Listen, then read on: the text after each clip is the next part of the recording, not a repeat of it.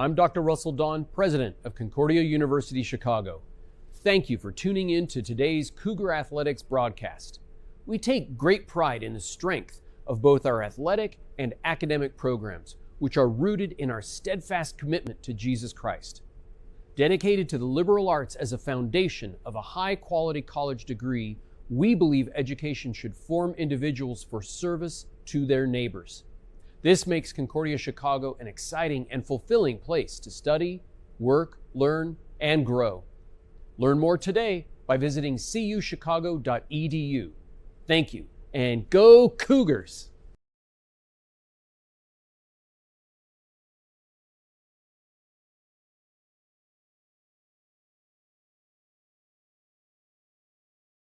Cougar Nation, and welcome back to the Coaches Weekly for this season of Cougar Baseball. I'm Jonathan Shear with Cougar Sports Network, here with two of those Cougar baseball players, Mike Kasich and Tyler Crater. How you doing? And thanks for coming on the show today, guys. And you guys are coming off of a 4-game road trip as your season winds down, a 4-0 road trip with a handy sweep over Illinois Tech on the south side and then a sweep over Wisconsin Lutheran this past Saturday, and that sets you guys where you are currently, second in the NAC, headed into the final few games. Most teams in the conference, 4 games left to go. For you guys, it's just 2. But before we go to looking ahead, we're going to look back a little bit on your recent play through your last 10 games. You're 8-2, which is tied for the best record in the NAC through that span. You've won your last 6. You guys are playing some of your best baseball at the most important part of the season. So a lot of what we've talked with a lot of the other players, coaches this season has been about having fun, playing your game, playing loose. And do you think you guys have gotten a bit looser as this season has gone on? And how has that contributed to, what's been your hottest streak so far? Yeah, so we've definitely been a lot looser. Our goal each game is just to score more runs than the other guy. And we've been doing that pretty well, actually. Been doing a little bit of whooping lately on the other team, so it's been fun. Our goal is to strike first in the games and go from there, and we've done a pretty good job of doing that. So definitely makes the back 8 innings go a lot nicer. Lets us relax and play our game. I mean, you guys mentioned that offense and putting the whooping on the other team. Statistically in the NAC, you guys have one of, if not the best offense in the conference, leading in batting average, slugging percentage, majority of statistical categories. And then you look at the recent games, and it's even been better then. Tyler, you know a lot about that with that Illinois Tech sweep. You yourself, 3 home runs, just a very, very hot streak for you yourself, but the team as well through those last 4 games. So the offense is something that had a bit of a slow start to the year. So you guys are a big part of that offense. How did you start to figure out how to get that offense up to where it is now after a slow start? Well, as you know, it's also getting warmer outside, so we have 3 guys at the top of our lineup, Arizona guys, so we definitely do a lot better when the sun's shining. Don't do so hot when it's too cold outside, but yeah, once one of it gets rolling, we kind of just feed off each other. Our whole lineup does, and it's just fun to watch. I mean, that Illinois Tech game, 2 massive wins, both games ending before the full 9 went through. So when you look at those games, how do you play with that psychologically? I mean, you're up big for the majority of the game, you're piling on runs. How do you then go through those later innings as it's still a massive blowout gap, but you still have to finish out the game? You just look to keep scoring more runs. As it sounds simple, but you just want to bury them. That's what we go. That's our saying, is just keep trying to bury them, get out in there in 7, save the pitching staff for the next games, and go from there.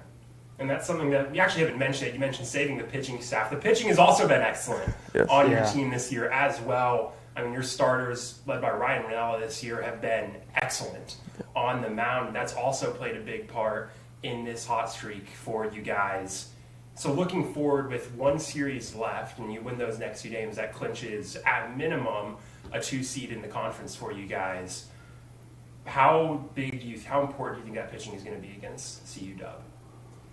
CU Dub, they're a little bit like us offensively. They like to bang, so I think our pitching staff's going to do pretty well shutting them down. And then we're going to do our thing as an offense and score a lot of runs and win. And, I mean, CU Dub, another one of those middle conferences. This is a very tight NAC. Obviously, you guys holding that 2nd seed in the conference. It's out of your power to take first. there are circumstances that you guys could win the regular season in the conference, even though it is out of your control. You could also theoretically drop way down. A lot of teams can move way up. It's a very tight conference this season, but you guys are playing your best baseball at the best time of year. You look back at this whole season as a whole, where have you been having the most fun throughout this year? I'd say the most fun is actually probably off the field. We have a lot of fun off the field. Just, I don't know, we have like more of like a family kind of community here, and we've just been having a blast. So when we get to the baseball field, there's no pressure on us. We just show up and just like to have some fun. So it's just, yeah, pretty much. I'd definitely say the last couple of weeks. We know it's coming to an end here shortly as being a senior, so just trying to live in the moment, take each day one at a time, and just go from there. Yeah, and I mean, as seniors, your last home game's coming up this Friday against Concordia, Wisconsin. So as you do head into those final two games, what's your mindset? What do you kind of really look back on as the highlights of your time here at Concordia, and what do you want to remember the most? I'd say I just want to remember just playing with the guys, just having fun and winning. I mean, we like winning, so favorite quote for me, first or last. So just got to keep winning and having some fun and take it into this Friday and kick CU Dub's butt too. Just remember all the good times we had in that field. 4 years, many days out there, some early mornings out there. So just take it in one last time. Yeah. Even then, after this last time, you guys have already clinched a return to the conference playoffs after missing those playoffs last year. So after this Friday, next up is a trip up to MSOE, up to Wisconsin for the CUC playoffs. So as you guys prepare for that playoff, I mean, the mantra for you guys has been one game at a time, and that's how you really approach any win streak. But it's not, you can't help but look ahead a bit, knowing that that's what's coming up. How do you start preparing for that now? You do have a non-con tune-up game tomorrow against UChicago. Then you have that CU Dub game. How do you look to prepare for that tournament while balancing out a strong finish of the season? I think just keeping the confidence as a pitching staff and as a lineup with those last 3 games. I think if we stay as confident as possible, we can achieve anything in that tournament. Yeah, I'd say so too. Confidence is huge. Face a pretty good pitching staff tomorrow, so it'll help us get ready to go for Friday and just carry it all the way to the tournament and just keep going from there to go as far as we can. Absolutely. And like we mentioned, Concordia baseball in action tomorrow in one last non-conference tune-up game against UChicago before closing out their regular season right here in River Forest this Friday against Concordia, Wisconsin. You'll be able to catch that action right here on the Cougar Sports Network, as well as get caught up on any action you miss at cucougars.com to prep up for the NAC Conference Tournament coming up in a short bit for the Cougar baseball. Mike, Tyler, thank you for joining us on Coaches Weekly this week. Thanks for having us. Thank you. And thank you for tuning in this week as well. Make sure to tune in to more Cougar baseball as this season continues on here on the Cougar Sports Network. Roll Cougs.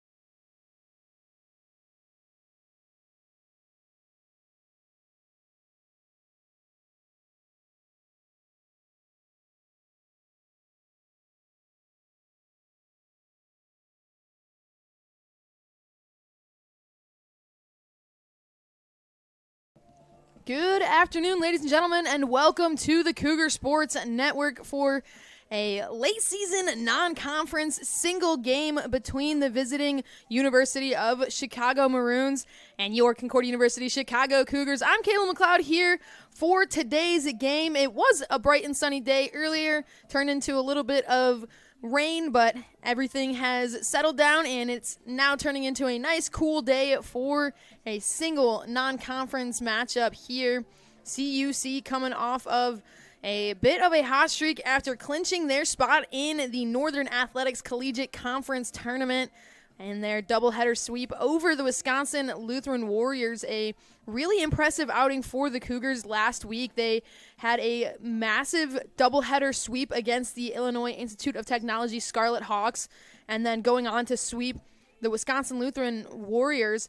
And in that, they were able to pick up their fourth shutout of the season. So the Cougar pitching staff really coming through in clutch moments, but also the Cougar hitters have been absolutely fantastic for CUC this past week. In Game 1 against Illinois Tech last Wednesday, a week ago, they put up a 23-2 victory in Game 1 before going on to win Game 2 19-3. So some very, very high-scoring games for the Cougars. And 42 combined runs in one day is a massive feat for CUC, and having the pitching staff right behind them to back it up, because just a few short days later they were able to hold the Warriors to just 2 runs on the day. So CUC seeing a bullpen day here with Jack Carroll getting the start on the bump for CUC, the left-hander out of North Aurora, Illinois, making the start for the Cougars. And looking at that infield lineup here for CUC, obviously Jack Carroll on the bump for the Cougars. Brandon Mahler behind home plate. Looking over from right to left across the infield, you got Kasich, Boswell, Zagerman, and Crater. And then in the outfield going left to right, you got Buckley, Hickman, and Dorsch. So a familiar lineup for the Cougars. We see a couple key factors that, we've seen some changes throughout the season. We've seen, Zagerman in at short, and then we've seen Richie Sperando coming in at short. Over in left field, we've seen Buckley alternating with Brendan Holloway. But for the most part, this is a very standard lineup for the Cougars. Meanwhile, for the Maroons, leading things off here for them is Braden Jarovic, and he's batting first here for the Maroons, looking to get things going as Jack Carroll delivers this first pitch in there for strike number 1. First pitch delivered at 3:01 p.m. here in River Forest. So getting things going a little bit, and off we are. Taking a look here at Jarevic as he sends a chopper up the middle. Zagerman able to glove it, coming in on it. The throw over in time for out number 1. Looks like we'll circle back to Braden Jarevic next at bat, because that's going to hand things right over to the next man up in Eric Ridner. So 1 away here for Carroll. Ridner now at the plate. Ridner hitting .331 on the season, 46 total hits on the year. As that first pitch delivered in there for strike number 1.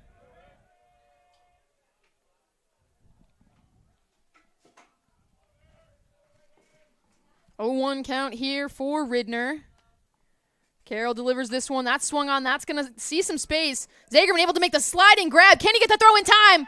He does! Xavier Zagerman with a fantastic throw from the ground to get out number 2. And the Cougars quickly have 2 outs on the board. And that's going to hand things over to Michael Gladden. And CUC is wasting no time asserting their dominance. Xavier Zagerman with some athletic plays over at shortstop. Meanwhile, Jack Carroll delivers yet another strike. 4 pitches on the day, 4 strikes thus far. Gladden looking to get a 2-out rally started for the Maroons. This one sent foul along the third base line.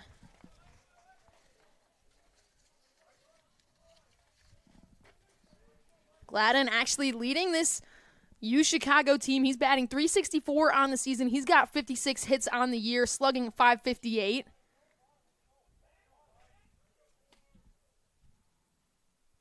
As this pitch delivered in the dirt gives Carroll his first ball of the day.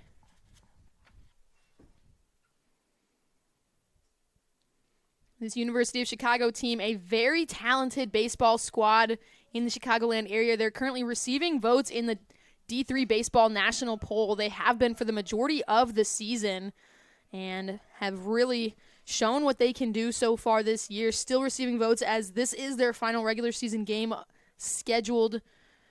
And they continue to make pushes for the postseason. Carroll stepping off here, resetting the pitch clock. Carroll once again resetting here.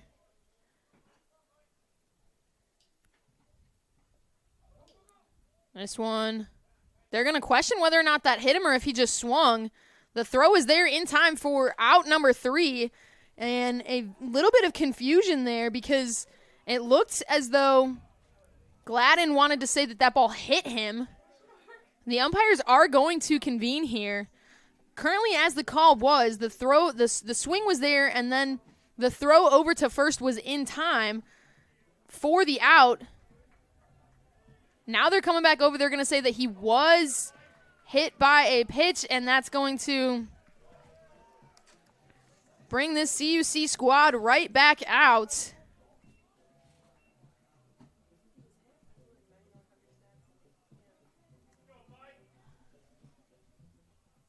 Still looking for that base runner over on first. Or they're going to say he fouled this off is what it's looking like. So that's going to keep Gladden at the plate as the foul ball keeps him alive. This one now is going to send him over to first. So a bit of a strange situation here. Cougars thought they were out of the inning. Instead, that's going to put a base runner on. And that's going to bring Max Wiesner up to the plate for the Maroons. First baseman. Carroll operating here with 2 outs from the mound. He delivers this one. That's swung on. That's hit deep into right center. Hickman and Dorsch coming over. Dorsch making the diving attempt. Hickman able to collect it from the ground. And that's going to move Gladden over to third. Wiesner's going to stay at first. Great effort there from Tyler Dorsch over in right field. Just unfortunately not able to grab that from the air, and that's going to bring Jackson Slipach up to the plate for the Maroons, now with a runner in scoring position. So what started as the Cougars thinking they were out of the inning now turns into a dangerous situation with a runner in scoring position. Carroll checking over on Wiesner at first. Slipach batting .286 on the season. He's got 44 hits, 41 RBIs, and slugging .409 on the year. Carroll delivers his first pitch here. Catches that outside corner for strike number 1.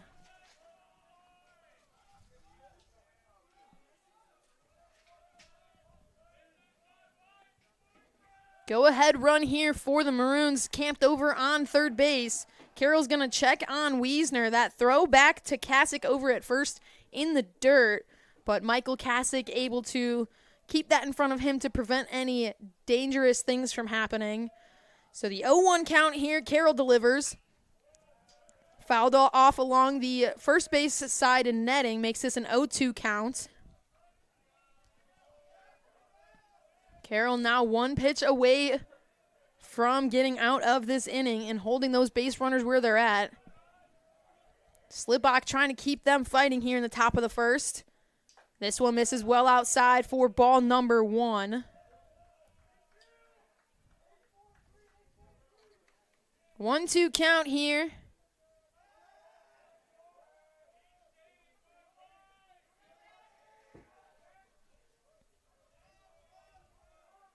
Carroll gets set here. Delivers this one. Fouled straight back for the 1-2 count once again. Slipach staying aggressive in this at-bat. Not taking any chances on any of those close calls.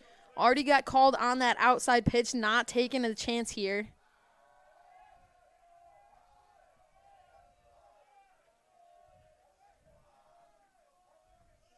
The 1-2 count. Carroll delivers this one in. That's hit deep into right center. Coming up and underneath it is Hickman for out number 3 to prevent the run from scoring. So CUC getting out of the inning a little bit unconventional compared to what they were hoping for. Giving up 1 hit after that little bit of a mishap, but still heading into the bottom half of the inning. They're going to have the opportunity to strike first, and they're going to be able to do so in a really, really good fashion. Looking at that lineup for the Cougars here, starting things off is going to be Tyler Dorsch, Michael Kasich batting second, Jake Mahler batting third, Tyler Crater batting fourth, Brandon Mahler batting fifth, Yashawn Boswell batting sixth, Cam Buckley batting seventh, and Xavier Zagerman batting eighth, Hickman batting ninth. So a pretty stacked lineup here for CUC.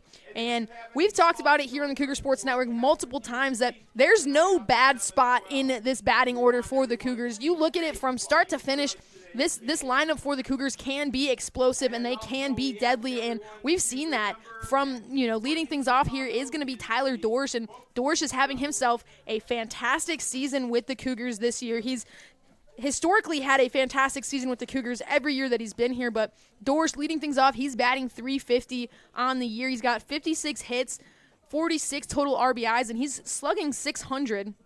And then looking all the way down to the bottom of the lineup in Eli Hickman. Hickman, he's batting .206, but he's got 27 total hits, 14 RBIs, slugging percentage of .359. But you look at his on-base percentage, he's got a .397 on-base percentage. So even if he's not hitting as well as he would probably like to be doing this season, he's getting himself on base and he's being effective for the Cougars.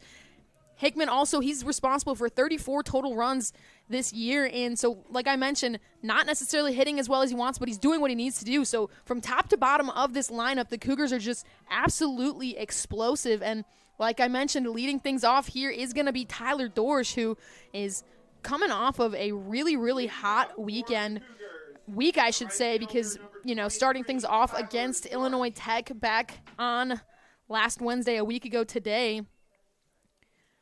Tyler Dorsch was responsible for a plethora of RBIs, 4 RBIs in game number 2.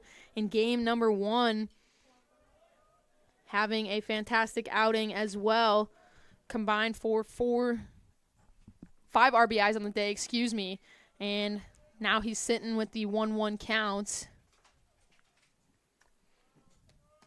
Taking a look at the fielding for the Maroons here, looking around the infield. Dishing on the mound for UChicago is going to be number 23, Russell Quinter, a left-handed pitcher from Toronto, as Dorsch finds his way into the outfield with a quick hit through the 6-hole, and that's going to put him over on first and hand things up to Michael Kasich. So quickly a base runner for the Cougars, and Michael Kasich now at the plate. Kasich again been a force for the CUC team this year and throughout his career. He's a 4-year senior for CUC. But as I was saying, taking a look at the UChicago fielding here, dishing on the bump is going to be Quinter. And then looking around behind home plate, you've got Ridner going right to left from the infield. You've got Wiesner at first, Miller at second, Sharp at short, and Gladden over at third. Going left to right in the outfield, you've got Slipok, Jarevic, and Liu. So a stacked lineup here for the Maroons as that one misses low for ball 1.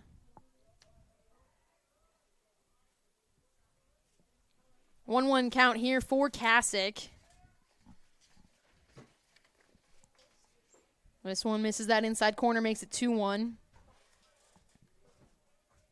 Russell Quinter, .297 ERA on the year. He's making his 9th appearance, ninth start here today. As Kasich reaches for that one, swings through it, makes this a 2-2 count. In those 8 appearances prior to today, Quinter has picked up 7 wins. So a really effective starting arm for this Maroons team. As he checks over on Dorsch.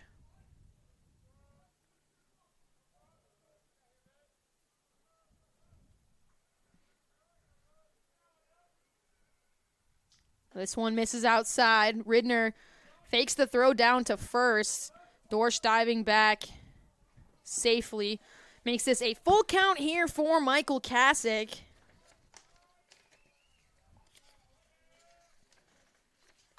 This one connected on scent. Well, foul, but with a lot of power.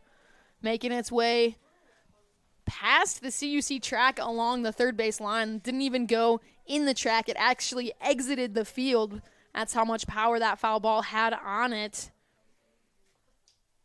This one misses low, makes that ball 4, and that's going to hand things over to Jake Mahler with now 2 runners on and a runner in scoring position. A favorable spot for CUC to be in. No outs, 2 runners on, and the man that you want at the plate is there.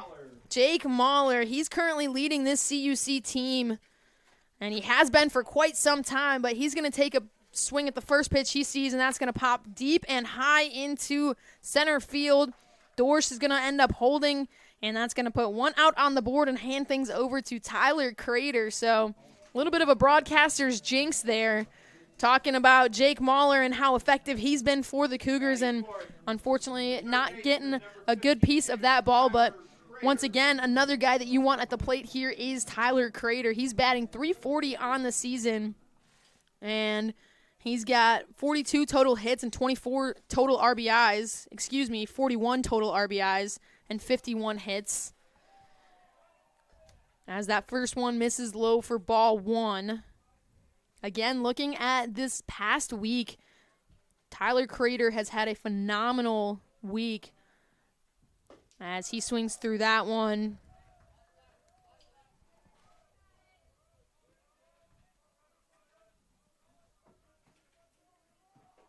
Crater in Game 1 against Wisconsin Lutheran on Saturday picked up 2 home runs as he takes a chance here, but that ball's going to go just foul. Had enough juice on it to go out of the park, but just couldn't stay fair. And that's going to make this a 1-2 count. Tyler Crater has been absolutely electric going deep for CUC this season. He's got 11 total home runs. He's leading this CUC team in home runs by quite a few. As he sends this one, that's going to get into the outfield. Past the diving Glad, and Dorsch rounding. He's going to go home. Slipok, a little bit of a fumble with that ball, but Dorsch was already making his way home with no issues. Crater safe at first, Kasich safe at second, and the Cougs strike first. That's going to put Brandon Mahler now at the plate. And CUC doing what they do best at the Thunderdome and getting things rolling. Another RBI for Tyler Crater. And 2 runners on base for Brandon Mahler.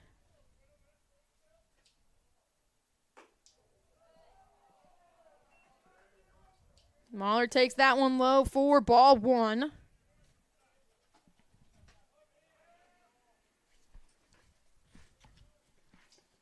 This one catches that inside corner for strike number 1. Taking a look at Brandon Mahler here for the Cougars. He's batting .301 on the season. He's got 28 total hits, 19 RBIs. He's slugging .452 on the year. That one misses in the dirt for ball number 2.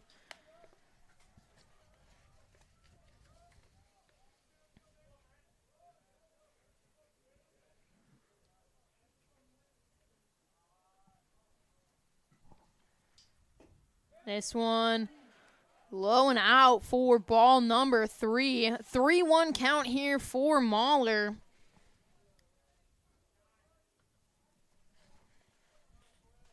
Quinter trying to hold off the Cougars here. Delivers that one inside, ball 4. That's only Quinter's 8th walk of the season, so a very surprising situation here, but that's going to load the bases up for the Cougars, and Yashawn Boswell now at the plate. 1 out on the board. CUC in a great spot, and it's still the bottom of the first here. The second baseman, number 18, Yashawn Boswell. Boswell this season for the Cougars, he's batting .323, 42 total hits, 24 RBIs. He's slugging .408. He lets that one go by for ball number 1. And we're going to see Ridner take a quick second to have a chat with his pitcher. Boswell ahead here early in the count. CUC in a favorable spot. Like I mentioned, bases loaded, 1 out. Boswell sitting with the 1-0 count. Not something that you see too often out of Quinter this early on. As I mentioned, he's been an ace for this UChicago team. As Boswell fouls that one off, makes it a 1-1 count. Quinter, 39.1 total innings pitched this season. He's got 29 strikeouts on the year, holding his opponents to a .253 batting average against him. As that ball catches that outside corner for strike number 2. Boswell debated it, and then he ended up resisting it, but got called for that strike anyway. So the 1-2 count here. That's swung on sent right up the middle. That's going to get into the outfield. One's going to score. Crater's rounding. He's coming home. The throw's not even going to be there, and the Cougs put 2 more up on the board. A big-time single from Boswell. And CUC is on a roll. Cam Buckley now at the plate for the Cougars, still operating with only 1 out and 2 runners on. The left fielder, number 15, Cam Buckley. Quinter actually might have gotten a piece of that ball on his glove. A tough way to tell, but either way, that kind of just made its way, took a weird bounce off of the second base. They're looking to turn 2 here. They're not going to. They're going to get Boswell out at second. That's going to advance Mahler over to third, and that's going to hand things over to Xavier Zagerman.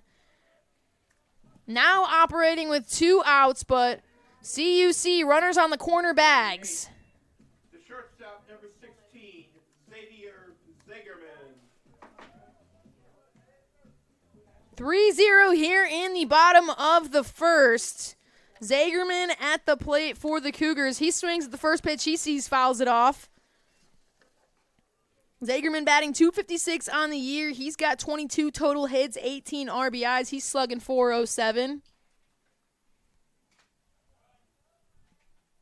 0-1 count here. Quinter delivers this one. That's popped up high and shallow. Coming over and underneath it is Wiesner for out number 3. So getting out of the inning, but CUC did some damage. 3 runs on 3 hits. And the Cougs are heading back to the field on top 3-0. We'll be right back on the Cougar Sports Network.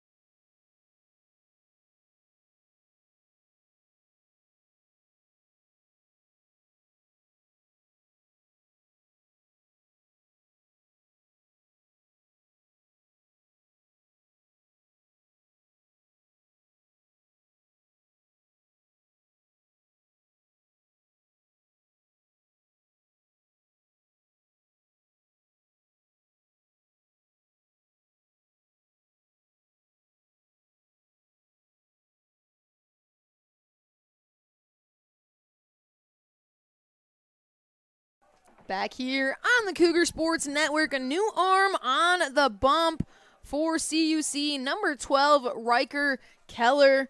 He's coming in relief of Jack Carroll. CUC going with a bullpen day here today as Keller's first pitch swung on and missed for strike number 1.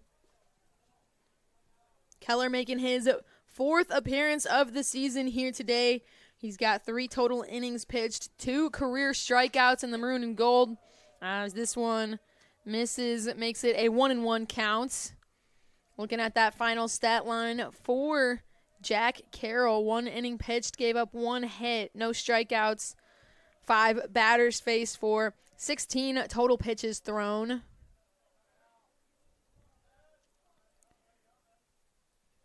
CUC leads 3-0 here in the top of the second as another swinging strike here against McCarthy. Eddie McCarthy, the man at the plate for UChicago, senior out of New Jersey.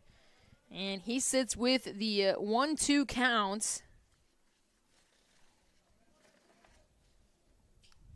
This one fouled straight back, keeps it at a 1-2 count. McCarthy batting .345 on the year. He's got 20 hits and 17 RBIs.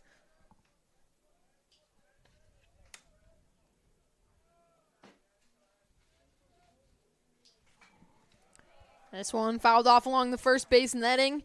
Still 1-2 count. McCarthy fighting in this at-bat, not wanting to go down.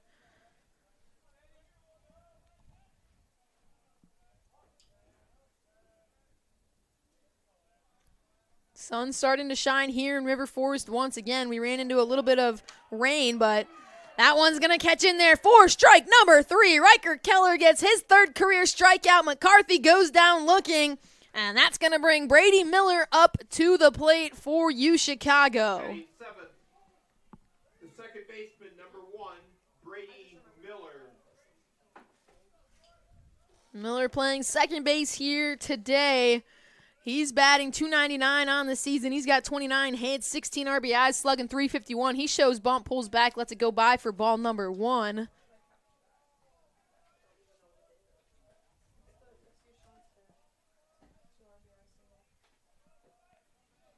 One out here in the top of the second. Keller delivers this one. Swung on and missed. Riker Keller dishing some heat from the mound. The rain coming through River Forest cooled everything down. Riker Keller trying to warm things back up with that fire that he's throwing from the mound. This one catches that inside corner for strike number 2. And a 1-2 count here against Miller.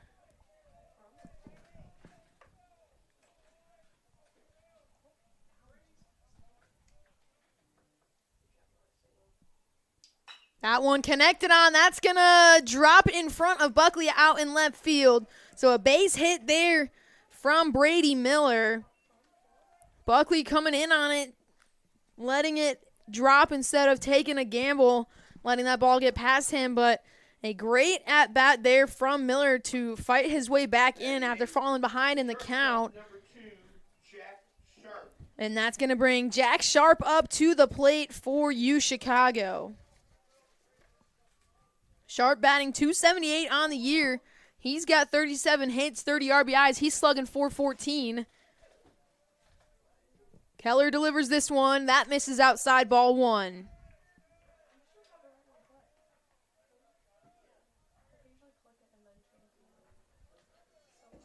Miller over on first.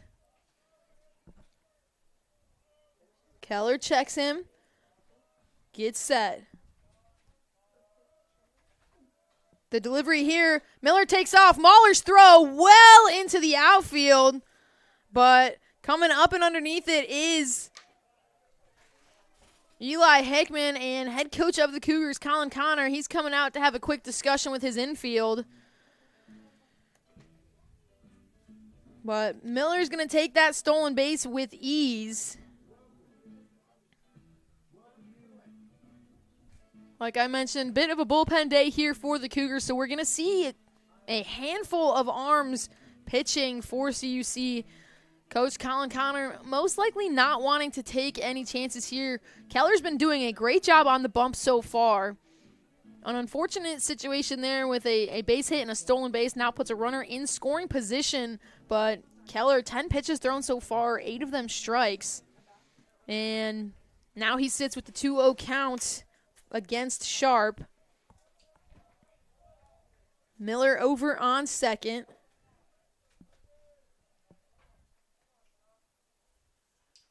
This one, a chopper up the middle. Keller coming over to get it. He barehands it. The throw is over at first in time, but that is going to advance Miller over to third.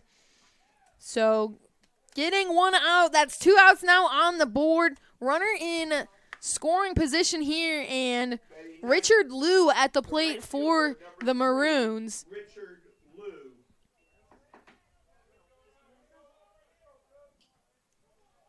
A similar situation to what we saw in the top of the first, 2 outs, but that ball's going to get down and find space in the outfield. That's going to allow Miller to score with ease. Hickman able to collect it. Liu's going to hold at first, but the Maroons put a run on the board, still trailing 3-1 and 2 outs.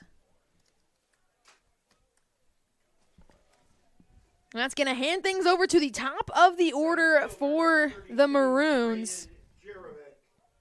Braden Jarevic now at the plate. He's 0 for 1 here in the game as Keller checks over on Liu at first.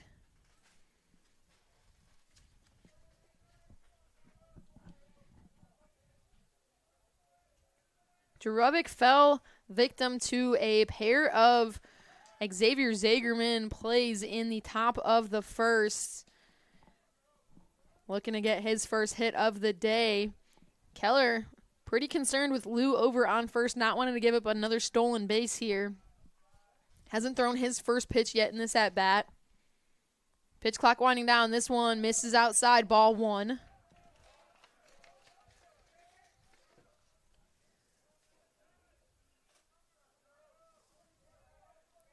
Liu is 12 for 15 on stolen bases this season. This one's fouled off, out of play, makes it a 1-1 count.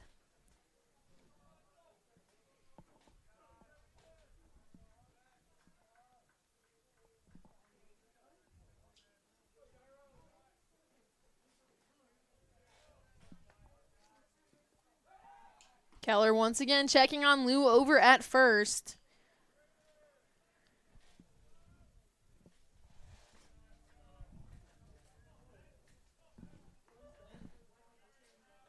One and one count, 2 outs. Liu thought about going. Had me fooled for a quick second. Instead, holding off as that ball is fouled off out of play. A 1-2 count, 2 outs. Keller 1 pitch from getting out of this inning.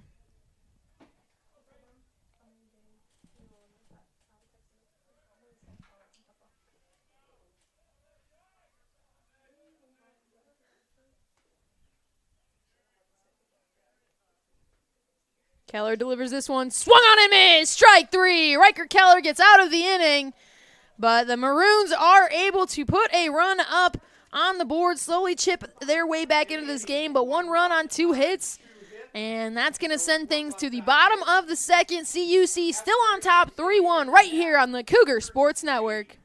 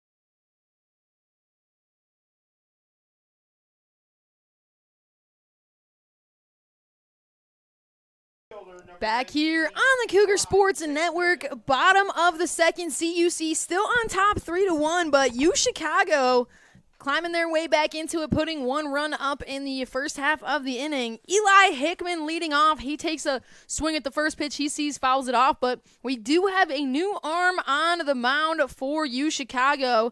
Now pitching is number 19, Drew Bryan, right-handed pitcher, senior from North Carolina. As Hickman fouls that one off, makes this an 0-2 count. So taking a look at the final stat lines for Quinter, 1 inning pitched, 3 hits, 3 runs, 2 walks. So an unfortunate outing there for Quinter, who's had a phenomenal season for UChicago this year. But that's going to hand things over here to Bryan as he delivers ball number 1 to Hickman.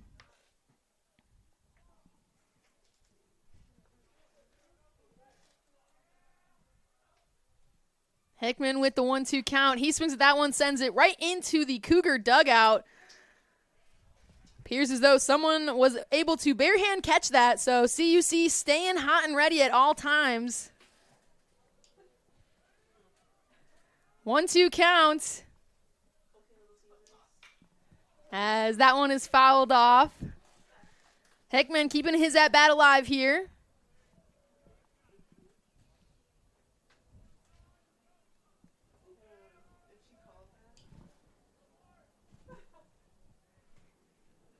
Bryan delivers this one. Hickman connecting on that one. Can't stay fair. Had some pop to it, but bounces off of the chapel building.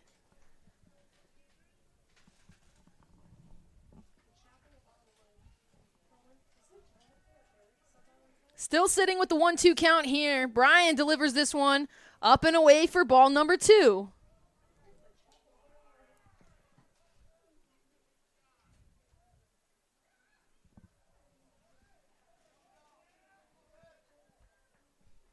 Two-two count now, misses up and away, ball 3.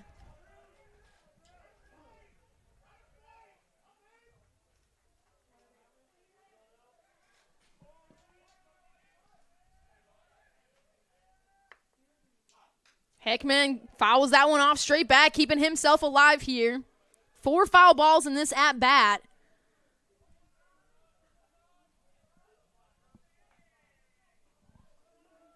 Three-two count. Bryan putting that work in early in his first appearance here today as he delivers this one. Fouled off. That took a bounce off of Hickman. A little bit of a chopper there, but seems to be all right after wearing that one off of his shin. Long at bat for Hickman. The delivery here. And that's going to catch in there for strike number 3. Eli Hickman knew it from the moment that he chose not to swing on that pitch. Goes down looking, and that's going to bring the top of the order up for CUC. Tyler Dorsch at the plate for the Cougars. And 1 out on the board. Dorsch 1 for 1 at the plate today. He had a leadoff single in the bottom of the first. Had a ball make its way to left field, as that one is going to miss in the dirt for ball number 1.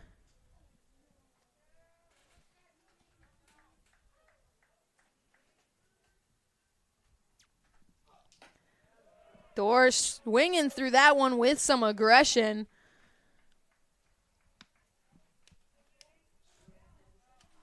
The 1-1 count here. Bryan delivers this one. That's going to clip that outside corner, make it 1-2. That outside corner has been a little bit of a problem here for the Cougars this season. We've seen them really not want to chase and get called consistently on that outside corner, and the opponents are taking advantage of that. As that one just misses, makes this a 2-2 count.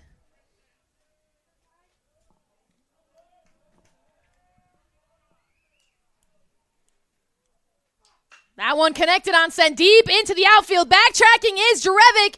And up and underneath it for out number 2. Had a lot of promise, but just couldn't quite get there, and that's going to put 2 outs on the board, and Michael Kasick now at the plate. First baseman, number 2. Michael Kasick has a walk on the day. He was walked in his first at-bat. still chasing his first hit. As that first pitch delivered right downtown for strike number 1.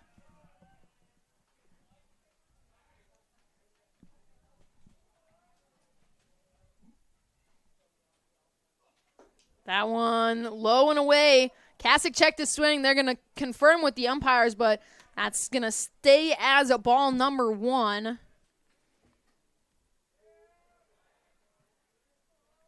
Umpires today, Michael Dermis behind the plate, George Jimenez over in the field. The diving grab, is it there in time? It is! A great dive from Miller and the throw from the ground to get CUC out.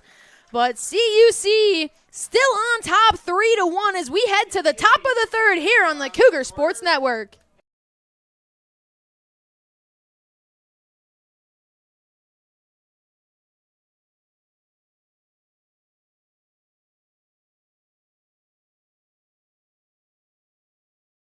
I'm Brandon. And I'm Jake. Thank you so much for tuning into today's broadcast. If you want to learn more about CUC baseball, head to cucougars.com.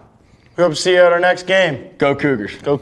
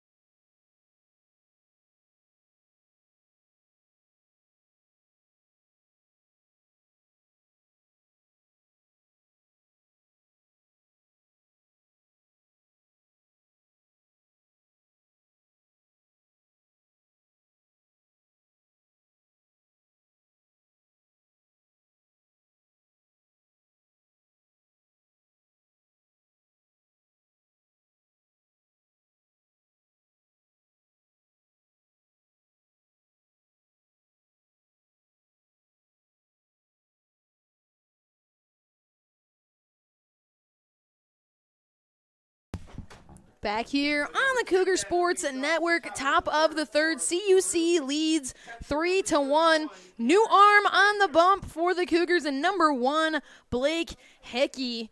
Like I mentioned, we're going to see a lot of arms here for the Cougars, and Blake Hickey, one of them, coming up to do his job, looking for a good inning. This season, Hickey's made 5 appearances. He's making his 6th here today, as he delivers that first pitch in there for strike number 1.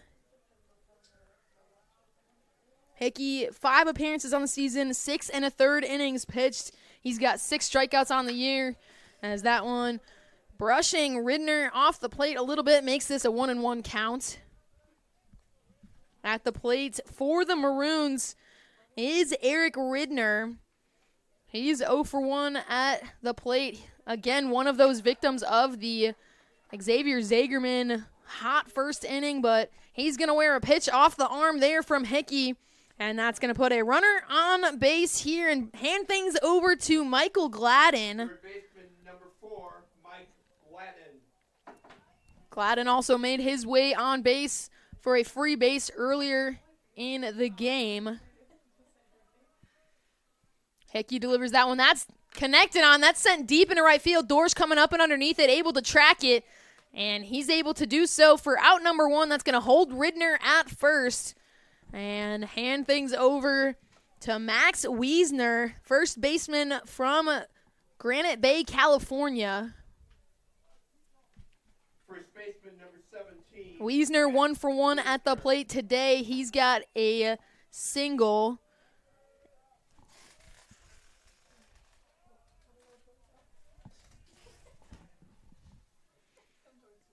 Hickey sends this one low for ball 1.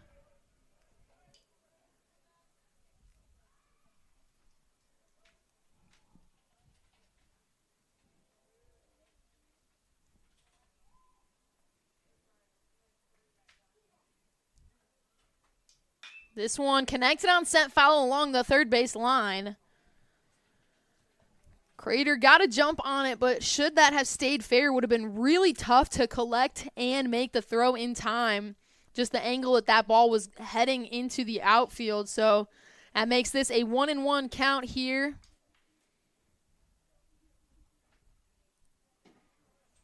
A little bit of a mishap there with a bullpen ball, but that's going to reset the pitch clock, and Wiesner back in the box here.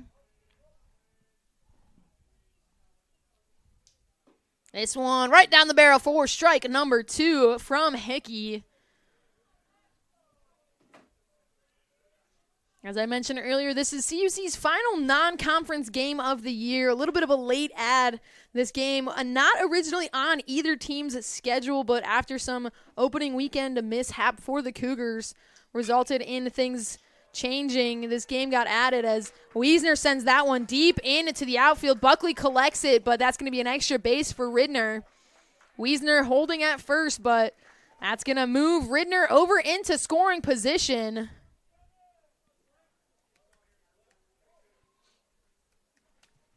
And with only 1 out, runners now on the corner, bags for the Maroons. And that's going to bring Jackson Slipok up to the plate. Slipok 0 for 1 here today. He flew out to center field in his first at-bat. Hickey delivers this one right in there for strike number 1.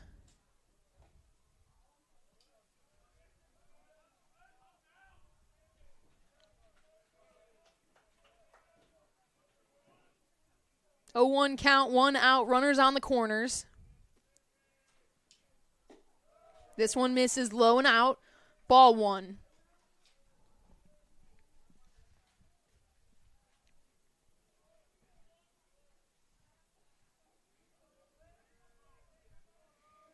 One's across the board here as number 1 dishes from the mound. This ball is connected on deep into the outfield.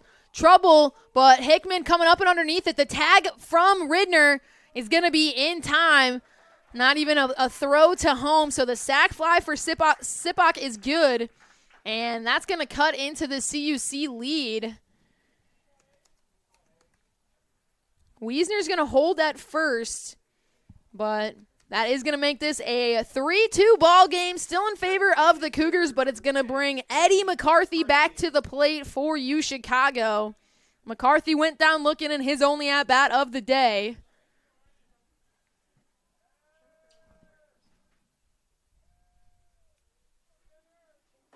This one misses well inside for ball 1. Hickey brushing McCarthy off the plate a little bit.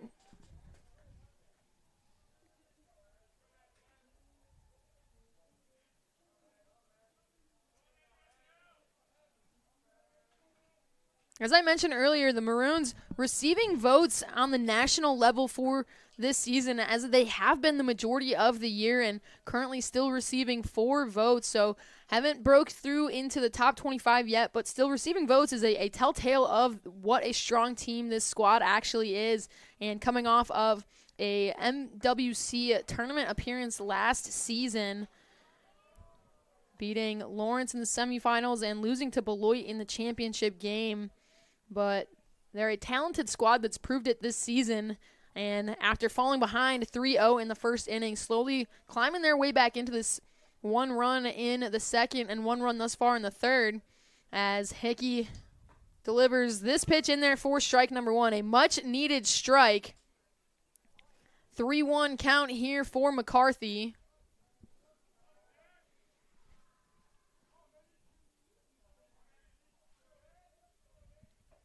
Pitch clock winding down. This one in there. They're going to say that was a ball. I'm not quite sure if they're going to say that clipped him. He checked his swing there. think Brandon Mahler behind the plate thought that he might have swung through it, but either way, that's going to put runners on first and second. That's going to put Brady Miller at the plate for UChicago. And 2 outs on the board. Cougars needing to prevent some damage here as they're still on top here. Hickey's going to take a step off. He was checking on Wiesner at second and then opted to reset here.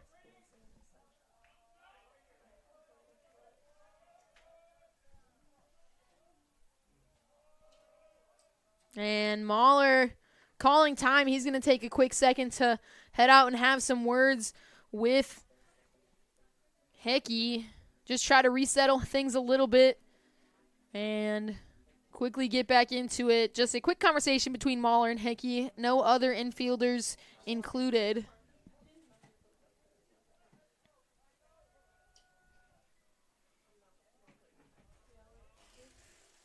Hickey still hasn't delivered his first pitch here to Miller.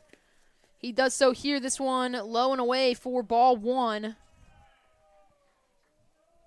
1 out from getting out of this inning. Handing things over to the next guy. As I mentioned, bullpen day for the Cougars, so seeing some movement in the bullpen is not unordinary, but on the UChicago side, still seeing some movement in the bullpen, so the pickoff attempt is no good. Boswell didn't even attempt to reach for that, and that's going to allow Wiesner to make his way to third. The throw was on the left side of the bag, so it would have been a reach for Boswell, but he didn't even make the attempt to grab it. So that's going to make this a 1-0 count here for Miller, and Wiesner over on third now off of that error.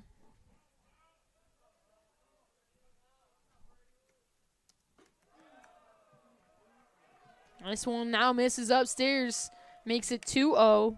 Runners now on the corner bags.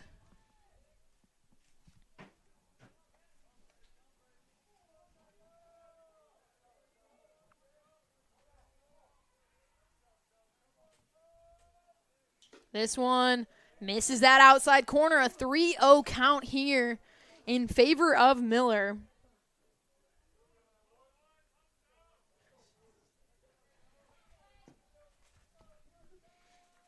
Trying to avoid the walk, limiting the opportunities that the Maroons have here, trying not to load the bases, as that one is going to clip that outside corner. It's exactly what Hickey was looking for. A little bit of a dangerous spot. But now the 3-1 count. Hickey gets set here. He delivers this one, swung on. It's going foul. Tracking it is Kasich, but that's going to go just out of play. Filling this count now at 3-2.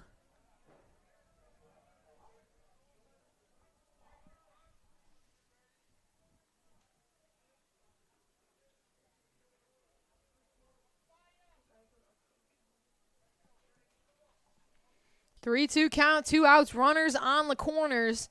Hickey trying to get out of this. Miller trying to even this game up. Misses low and away, ball 4. That's going to load the bases up here. 2 outs. And head coach of the Cougars, Colin Connor, he's coming out. He's calling to the bullpen. He doesn't want to take any chances here. So we are going to see a pitching change from the Cougars. Looks like coming in is going to be number 51, Kyle Connolly. So CUC not wanting to take any chances here. They've got a deep bullpen, and they're going to use it. Hickey having some unlucky things happening here. That's just not resulted in it working out his way. Now we've got a bases-loaded situation. We've got 2 outs and really just needing to get out of this inning. Maroons have already scored 1 run in the inning. They've got the opportunity to now go ahead. They've got the tying run over on third. They've got the go-ahead run at second. And they've got additional run over on first. And just trying to limit it is exactly what the Cougars are looking to do. And it's a smart call from head coach of CUC, Colin Connor. Connor in his 6th season as the head coach of the Cougars. Prior to being the head coach at CUC, Colin Connor was the assistant coach here at CUC, and he's had a long history of success with the Cougars. Again, as I mentioned, during his time as a head assistant, the team made 2 College World Series appearances. They won 4 NAC regular season titles, and the Cougars were even ranked number 1 in the nation.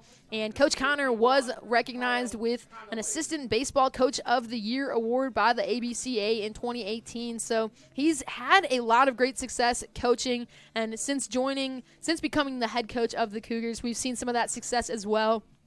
His first season with the Cougars was unfortunately a COVID year, so only playing a few games down in Florida before the rest of the season was canceled, and then slowly working his way back from that, as I believe most teams in the country were working their way back from that COVID mishap that not only shook the world, but it shook the world of college athletics greatly. And slowly working his way back from that, he's reached the conference tournament now 3 times after the Cougars have clinched this season. And he's coached a number of all-region and all-conference players. So Coach Connor just really proven his success here at CUC as he nears his 100th win as a head coach, only 2 wins away from receiving that. So a strong leader for this Cougar squad, and it's proving well as Kyle Connolly dishing on the mound for CUC sits ahead with the 0-1 count. Taking a step off, looks like a little bit of issues with the pitch comms between the pitcher here in Kyle Connolly. 0-1 count here. At the plate for the Maroons is Jack Sharp. He lets that one go by for ball 1.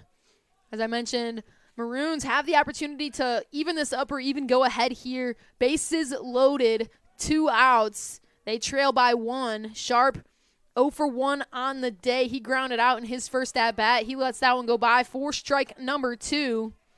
So the 1-2 count now. Connolly 1 pitch away from getting the Cougars out of this jam. He delivers this one. That's going to be fouled off. Sharp keeping himself alive.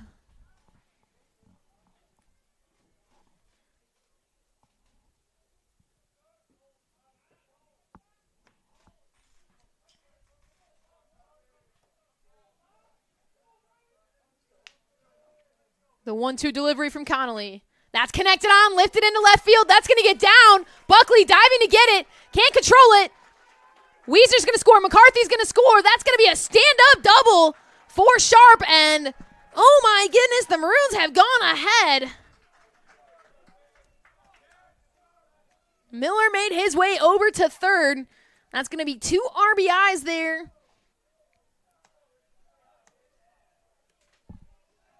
And UChicago goes up 4-3. Number 3, Richard Liu.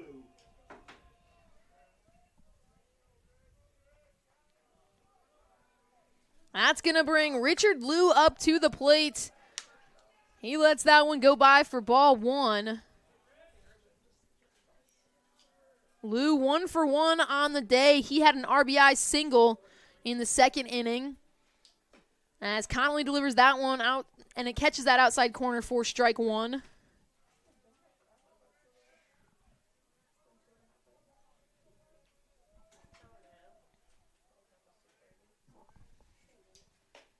That one misses up and away for ball number 2. Still 2 outs here. Runners now on 2nd and 3rd. Maroons have taken the lead here in the 3rd inning. That one catches that outside corner once again for strike number 2. 2s across the board, 2 balls, 2 strikes, 2 outs. Connolly looking to get the Cougars out of this inning. He delivers this one. Swing and a miss, strike number 3. And Connolly does it. He's able to get the Cougars out of the inning, but unfortunately not able to hold them off as the Maroons able to put 3 runs on 2 hits, 1 error. And we head to the bottom of the 3rd. CUC trailing for the first time today, 4-3. Due out for the Cougars, Jake Mahler, Tyler Crater, Brandon Mahler. We'll be right back on the Cougar Sports Network.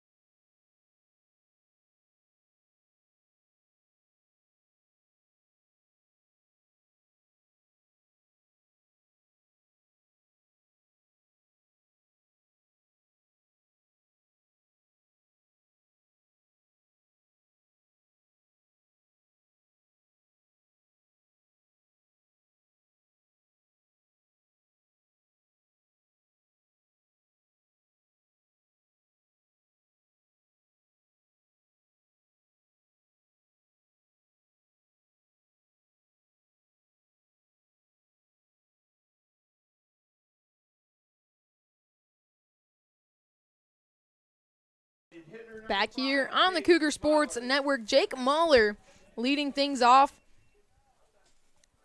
Brian still dishing on the bump for the Maroons. Muller takes a swing at this pitch. That's going to be grounded over. Gladden able to glove it and get the out for out number 1. That's going to hand things over to Tyler Crater. Third baseman number 52, Tyler Crater. Crater 1 for 1 on the day. He had an RBI single in the first inning. CUC put up 3 runs in the first inning. Haven't been able to score since. Looking to switch that up here. As that first pitch clips that outside corner for strike number 1.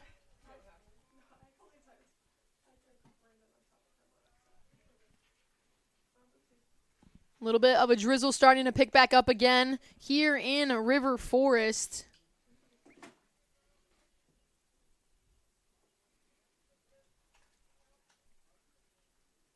Temperature of 57 degrees as that ball is fouled off of Crater's handle, and it's going to be caught in foul territory by Wiesner, and that's going to put 2 outs on the board, and Brandon Mahler now at the plate. As I mentioned, a little bit of a chilly day here. It started off in the low 60s with a little bit of a cold front and some rain coming in the afternoon just before game time. It kind of cooled everything off a little bit. Now, real temperature of 57, feels like 52, but a little bit of a drizzle as Mahler connects with that one, sends it over to Miller at second, and that's a quick 3 up, 3 down for the Maroons. And the Cougars just needing to get some work done here as we now head to the top of the 4th. CUC, like I mentioned, trailing for the first time today. And checking to see who we're going to see come out on the mound for the Cougars. Obviously, Connolly finished off with the top of the 3rd, and he's coming back out to keep working for the Cougars here in the top of the 4th. So taking a look at some stat lines as we've seen them so far. Connolly coming in, like I mentioned, for Blake Hickey. Hickey going 2/3 of an inning. He gave up 1 hit, 3 runs, 2 walks in 6 batters faced, 22 total pitches thrown. So an unfortunate outing for Hickey, but Connolly coming in and getting things done so far. Only a 1/3 of inning pitched, gave up 1 hit, 1 strikeout in his 2 batters faced. So looking to kind of steal some of that momentum back once again. Rest of the lineup defensively for the Cougars still remaining the same. And the Maroons looking to capitalize here. They've got the top of their order coming up here in Jurovic, Ridner, and Gladden. But Connolly doing what he needs to do to hold things off a little bit.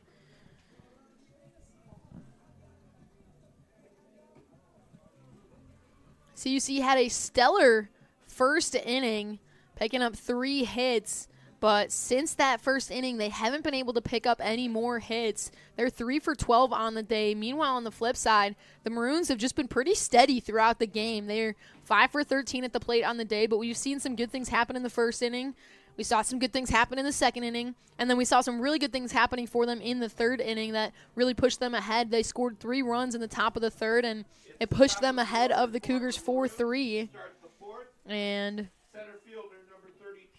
CUC now forced to fight their way back as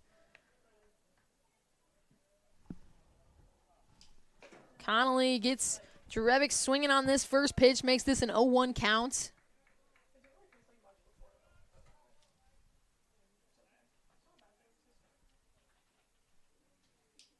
This one connected on, set high and shallow infield. Coming up and underneath it is Kasich, tracking it for out number 1. Michael Kasich able to glove it, and that's going to put 1 out on the board and hand things over to Eric Ridner.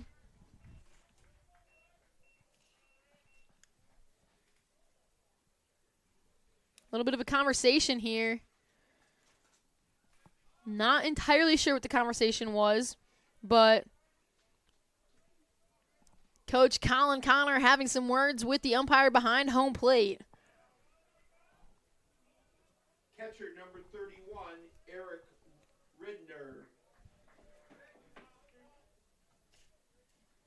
Ridner's 0 for 1 at the plate today. He was hit by a pitch in his last at-bat. He connects to the first pitch he sees, sends it high. Coming up and underneath it in foul territory now is Michael Kasich for out number 2. Michael Kasich getting some business done on his own. Kyle Connolly letting his fielders do the work for him. Quickly 2 outs on the board, and that's going to bring Michael Gladden up to the plate. Junior from right here, River Forest, Illinois. A little bit of a hometown game for Gladden, as he's 0 for 1 at the plate here. He flew out to right field in his last at-bat. Now sits with the 1-0 count.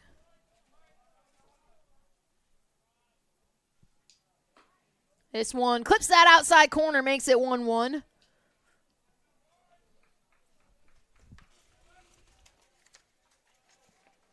Connolly been an effective arm for CUC this season. This is his 12th appearance on the year. In those, Connolly's gone 11 1/3 innings, given up 13 hits, but 16 strikeouts. He's held his opponents to a .283 batting average against him. So a young arm for the Cougars that's been very efficient. And we've seen Connolly do a couple other things as well. We saw him make an appearance in center field not that long ago right here in River Forest. So he's an effective pitcher, but he can get things done in the field as well. He now sits with a 2-2-2 count. 2 balls, 2 strikes, 2 outs, and Kyle Connolly gets him swinging. Cougars get out of the inning. Kyle Connolly doing his job on the mound. Michael Kasich doing his job in the field. And we're going to head to the bottom of the 4th, CUC trailing 4-3 right here on the Cougar Sports Network.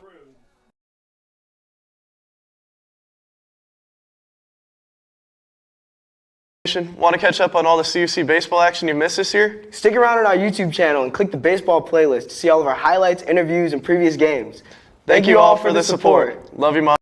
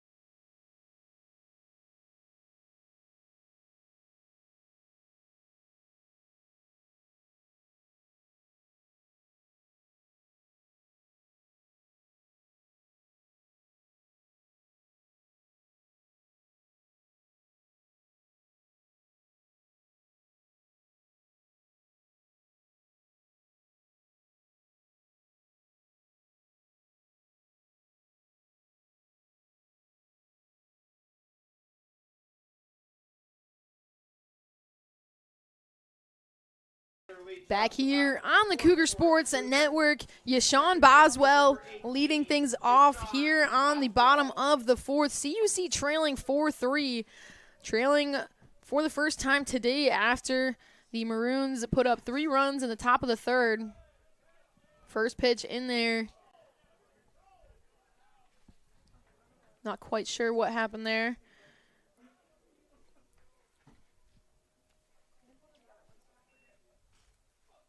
As this one misses outside.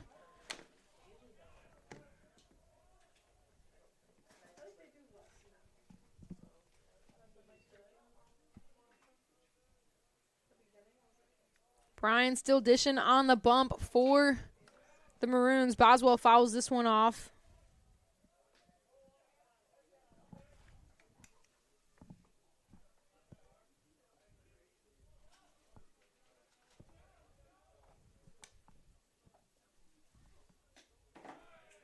That one catches that outside corner, makes this a 2-2 count. Boswell here today. He's 1 for 1 at the plate. He had a 2 RBI single up the middle in the first inning. as he fouls that one off out of play.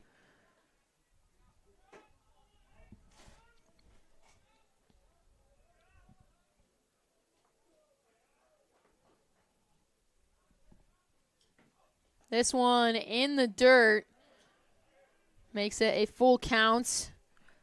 Ridner doing a nice job getting a glove on it, but just taking an awkward bounce out of his glove. Him and Boswell exchanging what looks like some friendly words. Brian delivers this one. Apparently was not some friendly words, as that pitch is bounced off of Boswell. So that's going to be a free base there. That's going to hand things over to Cam Buckley. So Buckley now at the plate. Boswell over on first. Buckley 0 for 1 at the plate today. Chasing his first hit. First pitch in there for Buckley. Catches that low corner for strike number 1. On the year, Buckley hitting .329. He's got 24 hits, 18 RBIs. Buckley shows bunt. That's going to be fouled off straight back. 0-2 count now for Buckley.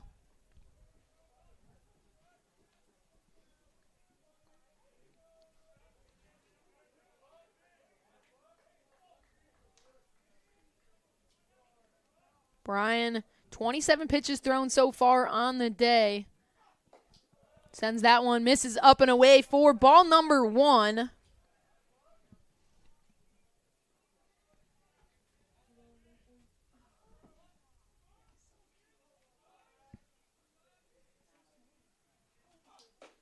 This one misses upstairs, ball 2. Ridner talking to the home plate umpire. I think he thought that one was in the zone. Umpire saying that was a bit upstairs, levels the count at 2 apiece. Boswell over at first. Boswell takes off. The throw in time. Tag not quite there. A great stolen base from Boswell. The throw from Ridner was plenty good, but Buckley's going to strike out in the process. It's going to bring Xavier Zagerman up to the plate. Shortstop number 16, Xavier Zagerman. So, like I mentioned, a really great throw from Ridner. The tag just wasn't quite there. Boswell safely able to slide up and underneath it. Zagerman swings this one. It's fouled off. It's going towards the Cougar dugout, but it's going to land on top of the Cougar dugout, actually. So, staying alive here as Wiesner was tracking that ball, all the way over.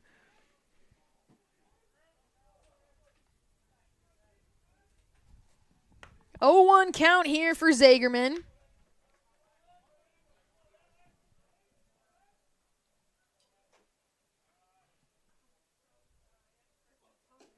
This one misses outside, ball 1.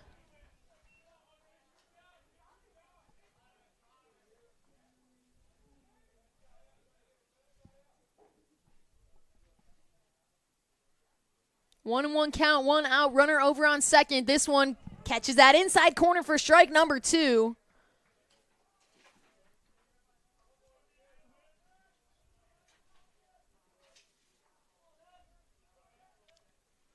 Brian trying to do his work here as that ball is going to be chopped over. They're going to call that foul. I believe it bounced off of Zagerman, actually.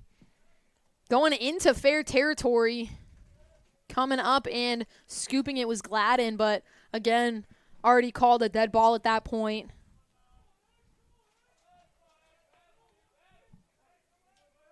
Zagerman 0 for 1 today. Looking for his first hit here. The delivery swung on. That's going to get down into left center. Boswell, he's looking. He's going to round. Boswell's going home. Zagerman's coming into second. Zagerman safely in. Boswell standing up at home, and the Cougs tie it up. A stand-up double there for Zagerman, and CUC is coming in hot. That's going to bring Eli Hickman to the plate. Center fielder number 19, Eli Hickman. Zagerman coming in clutch where necessary. 1 out on the board. Runner in scoring position, and Hickman at the plate.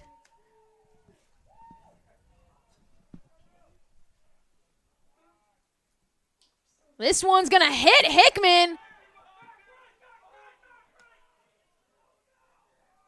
Zagerman took off immediately. Not everybody even realized that that was actually a hit by pitch because the Maroons dugout was yelling at him where that ball was, but not realizing that it was a dead ball. It rolled and hit Hickman. So now a free base for Eli Hickman, and that sends things up to the top of the order for the Cougars. Tyler Dorsch now at the plate. 1 out, runners on first and second. Now Zagerman's going to go. He's safely in. That pitch was well inside, brushing Dorsch off the plate for ball number 1. Zagerman wanted that stolen base, and he got it. A 1-0 count here for Dorsch.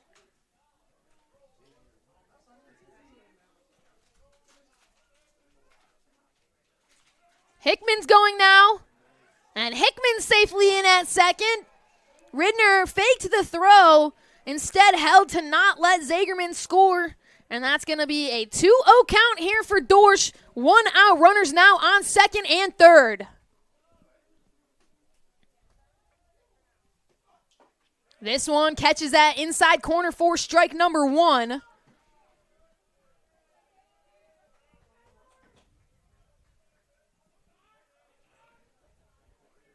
Two-one count here. Brian delivers. That one's going to be put into play. Sharp able to glove it. He's going to get the throw at first, but Zagerman is going to score on it, and the Cougs officially regain the lead. Michael Kasich now at the plate. Hickman moving his way over to third. Dorsch successfully driving a run in. CUC on top, 5-4. Michael Kasich now operating with 2 outs. This one misses up for ball number 1.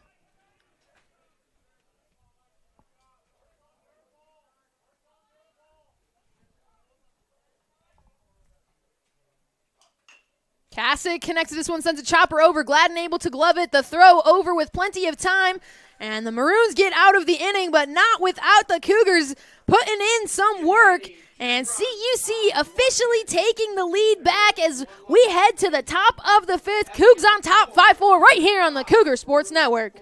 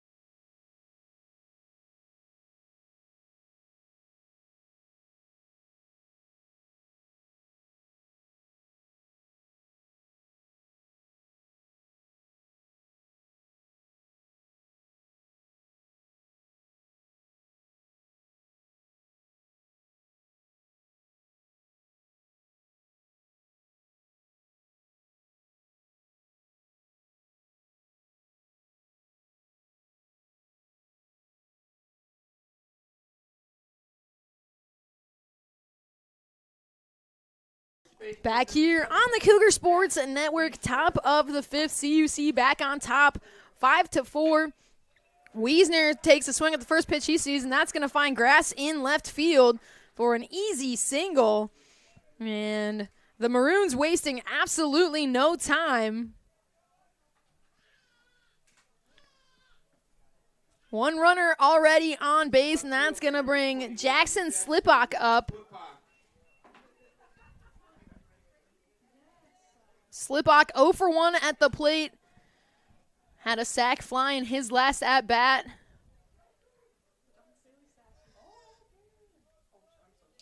First pitch delivered to him is in there for strike number 1.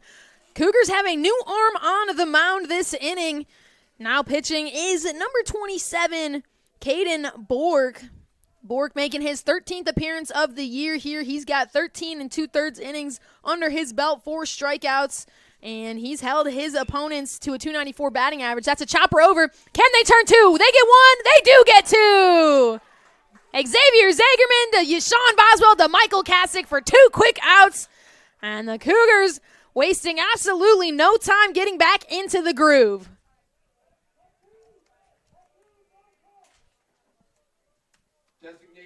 And that's going to bring Eddie McCarthy back up to the plate for the Maroons, now operating with 2 away. He's 0 for 1 at the plate. He struck out looking in his first at-bat, took a free base in his last at-bat. Now looking to get things rolling with 2 outs. Bork delivers this one. That's going to miss low for ball number 1. Bork coming in to replace Kyle Connolly. Connolly going 1 1/3 innings on the bump. He only gave up 1 hit, picked up 2 strikeouts, 5 batters faced, a total of 18 pitches thrown. So Connolly having an effective outing for the Cougars, and handing things over here to Caden Bork, who, as I mentioned, making his 13th appearance on the season in the maroon and gold. Bork, a freshman from McHenry, Illinois, and he quickly delivers the 3-0 count here for McCarthy.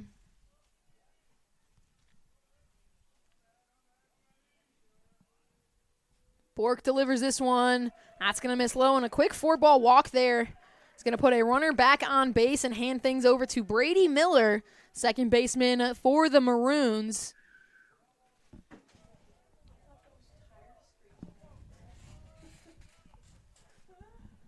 Second baseman, number 1, Brady Miller. Cougars have 2 more home games after this one, coming up on Friday afternoon as they close out the regular season right here at the Thunderdome. A doubleheader against Concordia University, Wisconsin, looking to close things off and secure their final seedings for the NAC tournament. Cougars have already clinched the NAC tournament after they had swept WLC over the weekend. Now looking for their final seeding as this ball is popped up high, but coming up and underneath it in foul territory is Michael Kasich.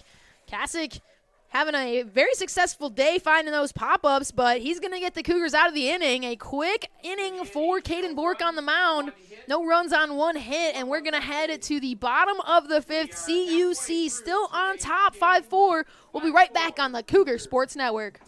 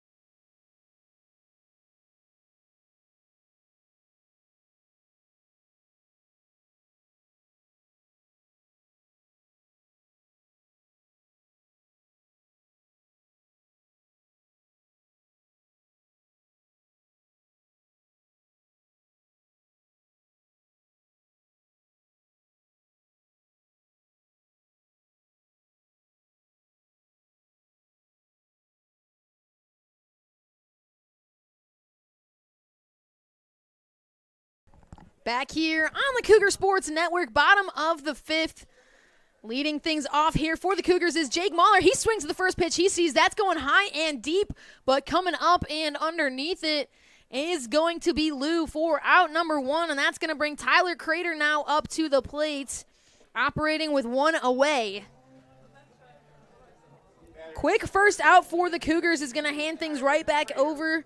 And Tyler Crater, he's 1 for 2 at the plate today. He had an RBI single in his first at-bat, but he fouled off in his last, had that unfortunate high ball that just kind of clomped off of the handle of his bat, and an unfortunate situation, but a good grab from the Maroons. He's going to take that one for strike number 1.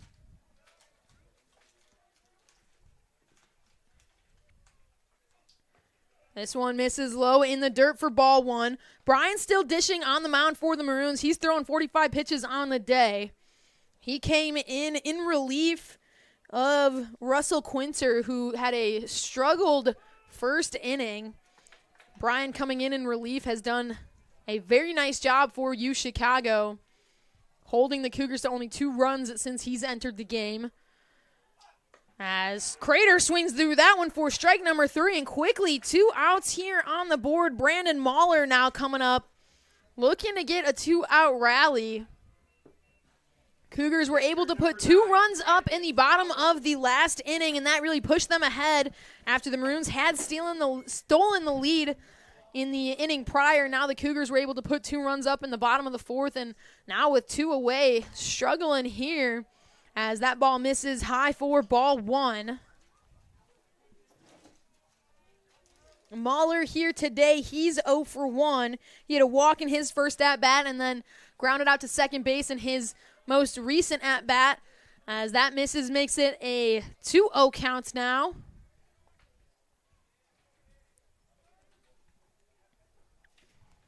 Mahler, overall, a very reliable hitter for CUC. On the season, he's batting .301. As this one misses upstairs and in for 3 balls. Mahler quickly looking at his second walk of the day here.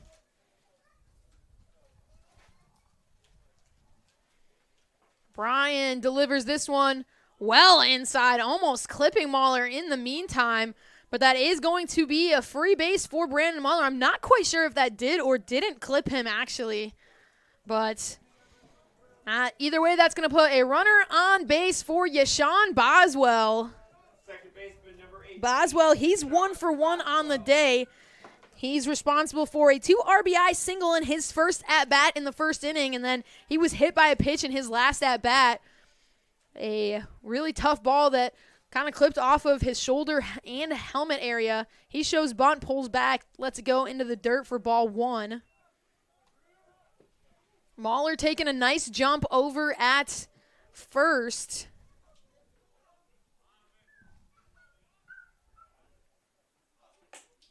Boswell shows bunt, pulls back, takes the strike anyway. 1-1 count now with 2 outs.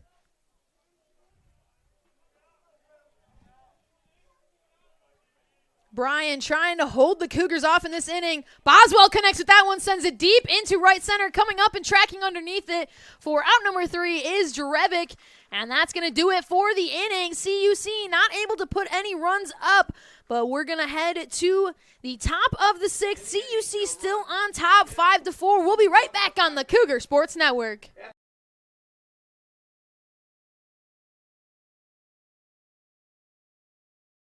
I'm Connor Manis. And I'm Connor Jacadis. Interested in learning more about our beautiful university? Head over to CUChicago.edu for all the information you need about this lovely school. Thank you so much for tuning in to today's game. And as always, roll Cougs! Love you, Mom!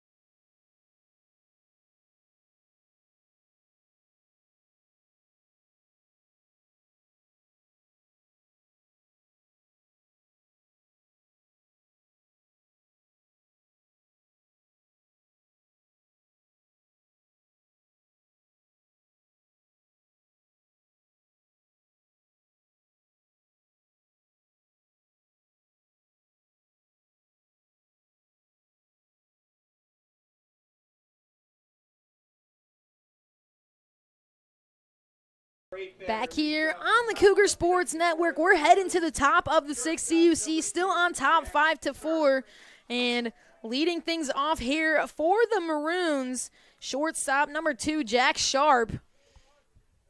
UChicago trailing once again here. Sharp, he's 1 for 2 on the day. He picked up a 2 RBI double in his last at-bat. Looking to jumpstart some things once again, but he's sitting with the 1-0 count here.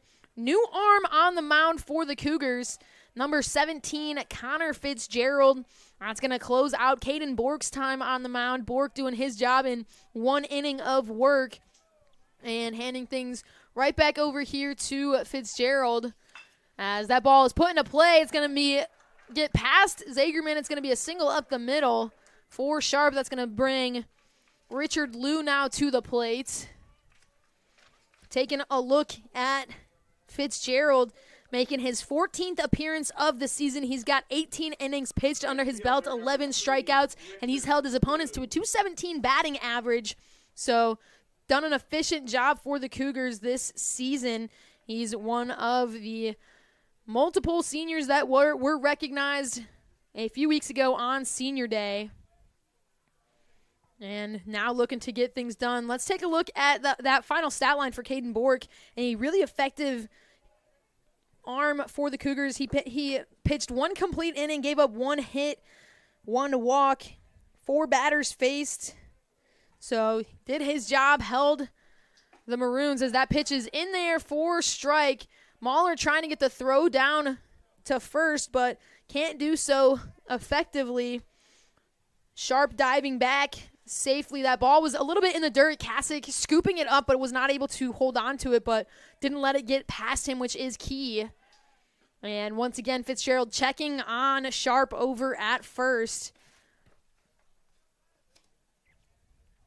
Cougars really not a fan of base runners taking bases on them. We've seen the pitching staff be really cognizant of the base runners going for those pickoff attempts. We've seen it work a handful of times, and over on first is Jack Sharp. He's only 3 for 4 on stolen bases this season, but Fitzgerald and head pitching coach Matt Smith not taking any chances on it as this one is in there. That's a laid down bunt, a great bunt. Fitzgerald's able to scoop it. The throw, not in time. Fitzgerald slipping a little bit on it. A really, really great bunt. And that's going to put runners on first and second now. And that's going to bring the top of the order up for the Cougars. Excuse me, for the Maroons. Center fielder number 32, Braden Jerevic. Jerevic now at the plate for UChicago. He's 0 for 3 on the day. He tries to show bunt on that one. That's going to be collected by Mahler. Can Mahler get the throw? Mahler is able to get that throw in time. Brandon Mahler calling off Connor Fitzgerald, and he's able to get that throw in time. That is going to move the runners around, but it is going to put one out on the board for the Cougars.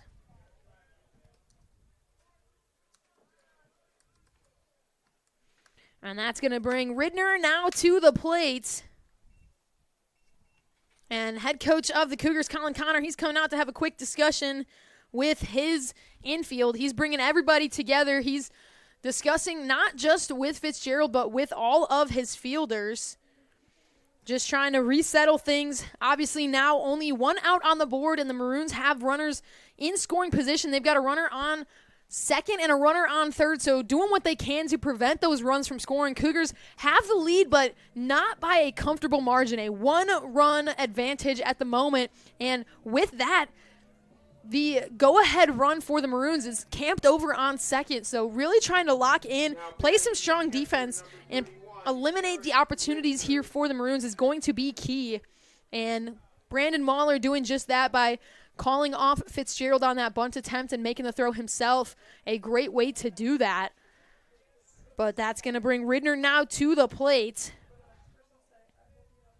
First pitch he takes is swung on. It's deep, but Hickman able to get up and underneath it. The throw is not going to be able to prevent Sharp from scoring, but it is going to prevent Liu from advancing to third. So a sac fly there from Ridner. is unfortunately going to tie the game up, but once again, the rocket throw from Hickman was able to get in time to prevent Lou from making his way from second to third. Now with 2 outs on the board, that's going to bring Gladden now to the plate. We've got a tie ball game here in River Forest. It's been an eventful day. If you're just now joining us, you've missed out on a great game so far.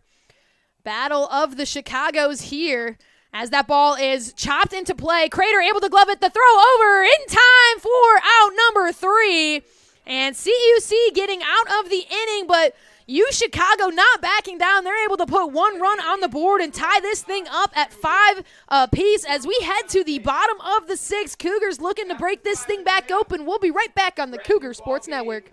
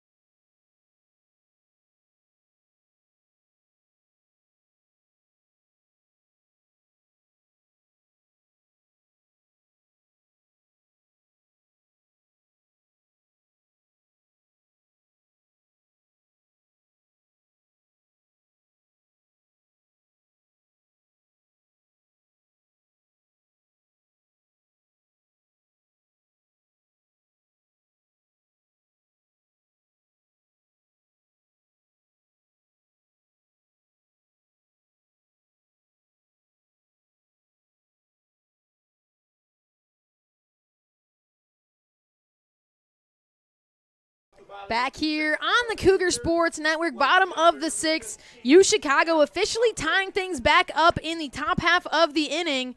Now leading things off for the Cougars is Cam Buckley. He's trying to get things going and push the Cougars ahead once again. And this one is going to be popped foul. Nobody able to get there in time. So a 0-1 count here for Buckley. Buckley's 0 for 2 on the day, so he's still chasing his first hit. And now sitting with the 0-1 count, trying to get things rolling. As I was mentioning in the top half of this inning, it's been a really entertaining game here in River Forest, a little back-and-forth battle between the two. CUC opening it up with 3 runs in the bottom of the first to take the lead, and then UChicago kind of coming to life. They put 1 run up in the top of the second and then really broke things ahead, putting 3 runs up in the top of the third and kind of taking that lead from the Cougars.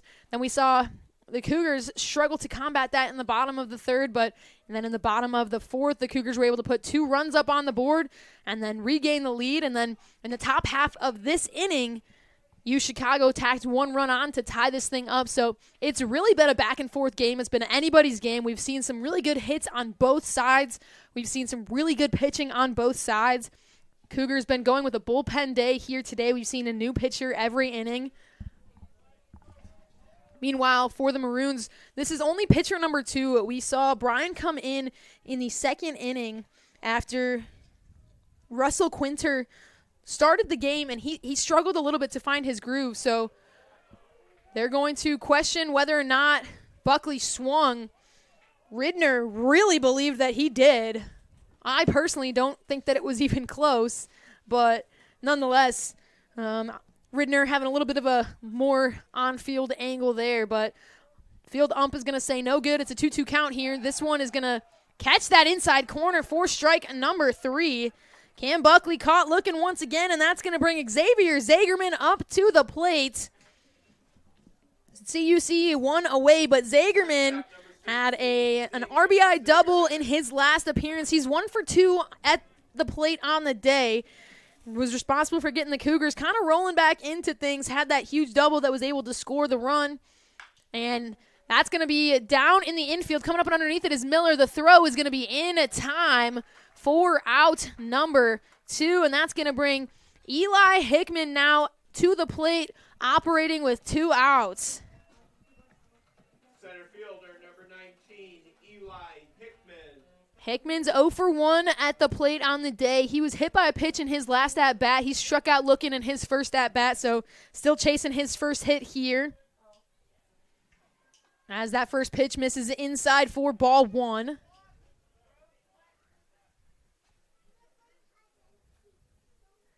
One 0 count here for Hickman. This one misses once again, makes it a 2-0 count.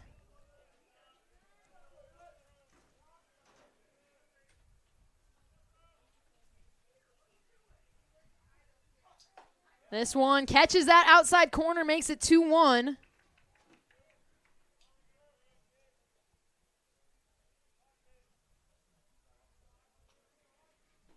Brian gets set here. He delivers.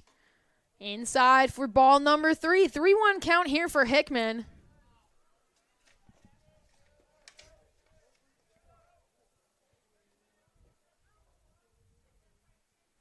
Hickman leads the CUC team in walks. 32 walks coming into today's game. And now taking a walk here as well. So that's going to bring the top of the order up for the Cougars. Tyler Dorsch now at the plate. 2 outs, a runner on base. CUC trying to break things ahead, and we are going to see a mound visit here.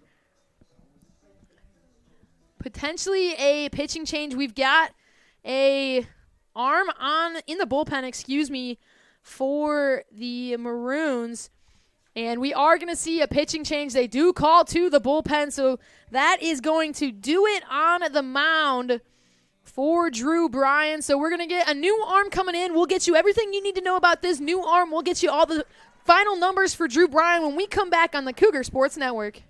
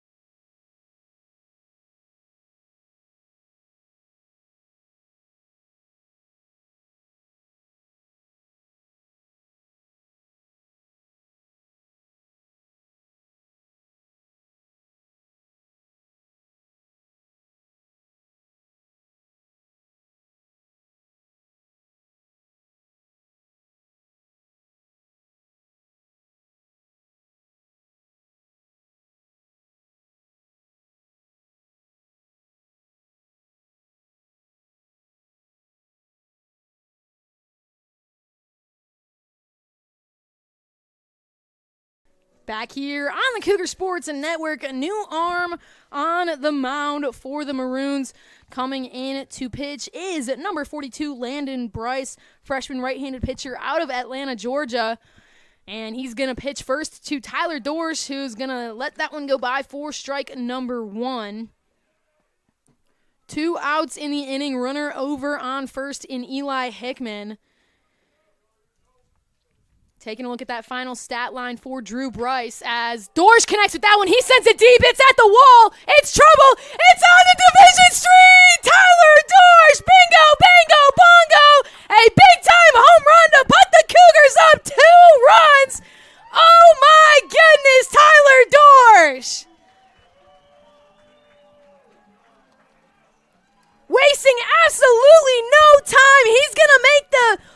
Maroons pay for that pitching change, and he's going to do it in style.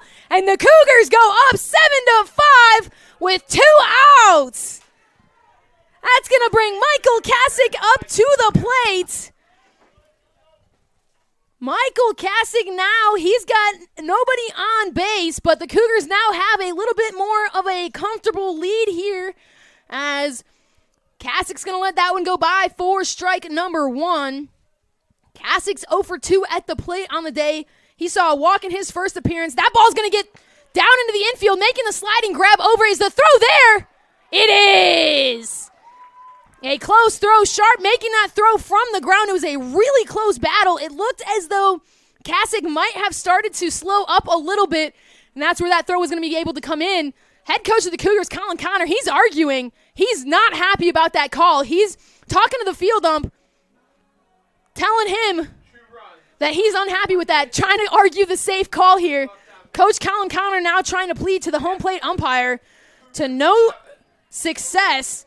But that is going to bring a new arm onto the mound for the Cougars and number 30, Jack Linko. But, oh my goodness, the Cougars doing it in fashion. Don't need that safe call at first base when Tyler Dorsch will get business done at the plate. I mean, Tyler Dorsch has come in clutch many times for the Cougars this season, and here is absolutely no different. And he's able to break this open a little bit for the Cougars. Taking a look at Tyler Dorsch's numbers, that is going to be his 9th home run of the season. And he's just getting work done. But that is going to put a new arm on the mound for the Cougars in number 30, Jack Linko. Linko coming in here today. He's a freshman out of New Lenox, Illinois. We've seen him come in quite a bit in relief. He's got the second lowest ERA on the team. He's got a 171 on the year, making his 12th appearance. He's got 2 saves on the season and 21 total innings pitched. He's held his opponents to a 226 batting average. So coming in a really good spot for the Cougars.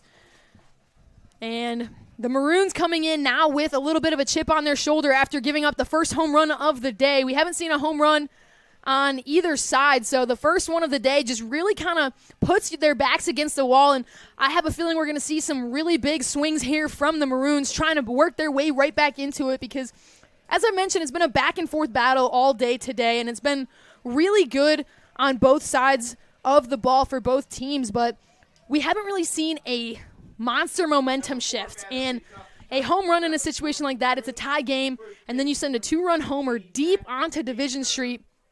It's a momentum shifter, and it's given the Cougars a lot of power right here.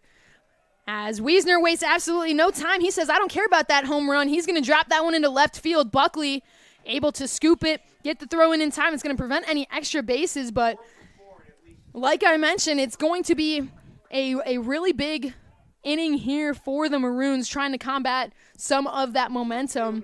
But Wiesner absolutely wasting no time. He's 4 for 4 at the plate after that hit. And that's going to bring Slipok up to the plate now. He's 0 for 2 on the day. Has a sac fly, picking up an RBI in the 3rd inning. He shows bunt. I think he tried to pull back, but it still clipped his bat, so he's going to take it for a foul ball. The 0-1 count.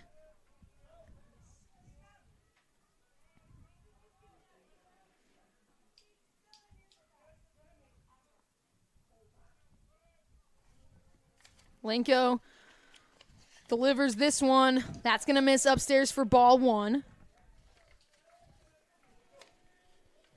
Slipok at the plate here. Usually a top hitter for this UChicago team, like I mentioned. He's 0 for 2 here on the day, but kind of unfamiliar for him. He's batting .286 on the season. He's collected 44 total hits and 41 RBIs and a .409 slugging percentage, so he's a really reliable bat for this Maroons team, just struggling to find it a little bit here in River Forest. Now sitting with the 1-1 count. That one misses low and away for ball number 2.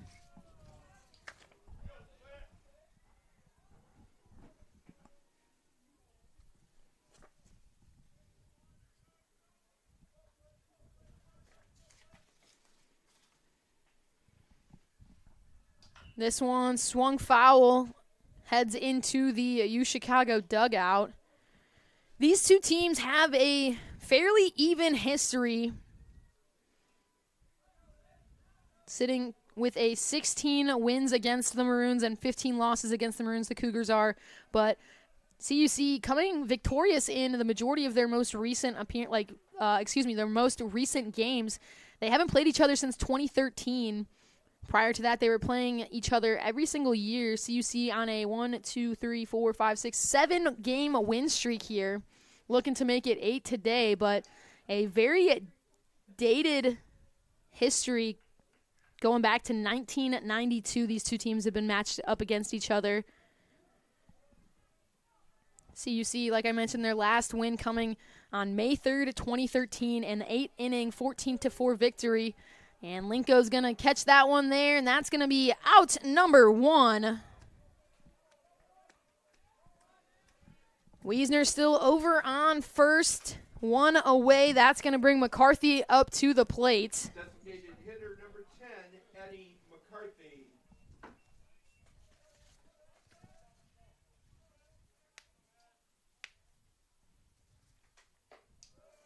First pitch misses for ball 1. Brandon Mahler shaking his head behind the plate. He didn't like that call.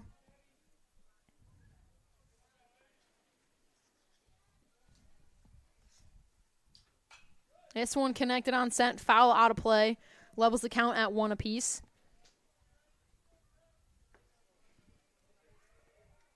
Wiesner sitting over on first for the Maroons.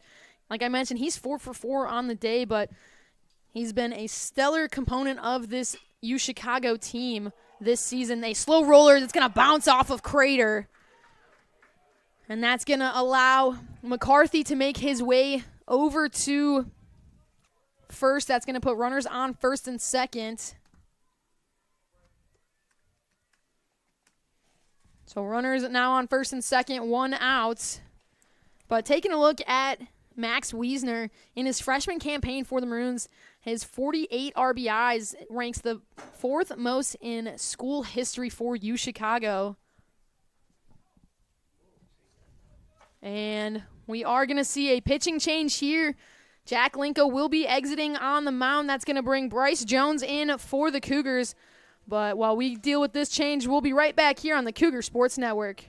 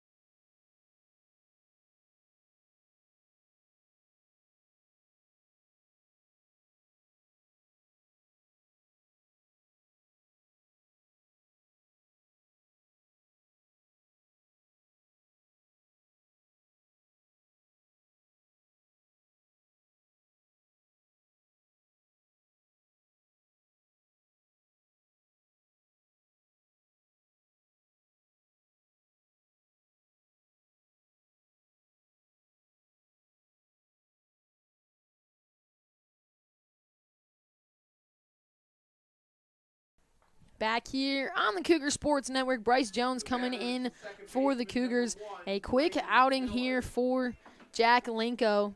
Linko only pitching a third of an inning. He gave up 1 hit and 1 strikeout in his 3 batters faced. So a quick outing.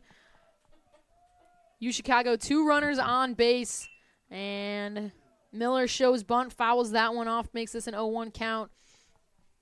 Coach Colin Connor not wasting any time. The Cougars have a 2-run lead after a monster 2-run homer from Tyler Dorsch in the bottom of the last inning.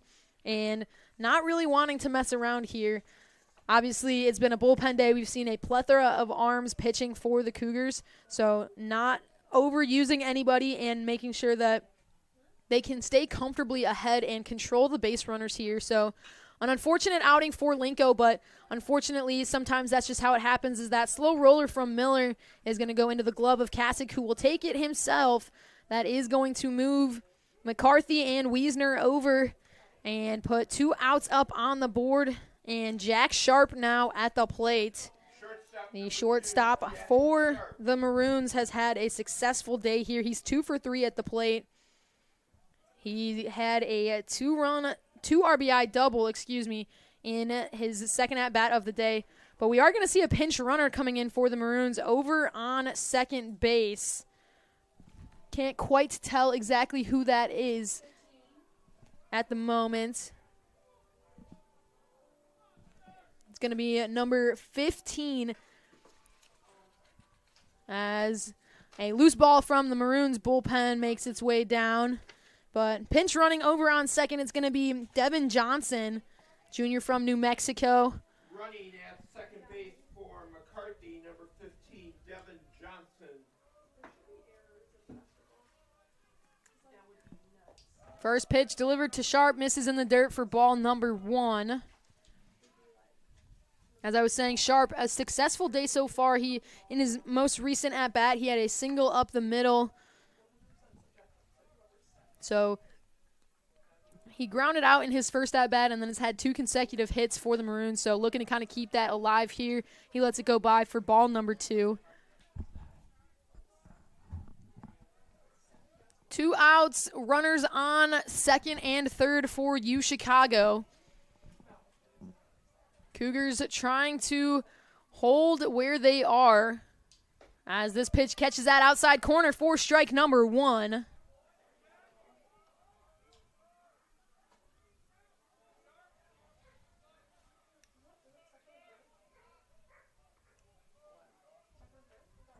Jones gets set here. He delivers. That's going to catch that outside corner once again for strike number 2. Bryce Jones doing what he needs to do. He's leading this CUC team this season. He's got a 1.42 ERA. He's making his 17th appearance here today. He's got 2 saves, and he's pitched 19 innings coming into today. 15 strikeouts, and he's held his opponents to a 256 batting average. He delivers this one in the dirt for ball number 3. Brandon Mahler doing a great job of keeping that ball in front of him, and then in the process doing a nice little stare down to Wiesner over at third, making sure he is not going anywhere. Brandon Mahler keeping control in the Cougars' hands here. Bryce Jones gets set. The 3-2. That's connected on sent foul, keeping this at-bat alive.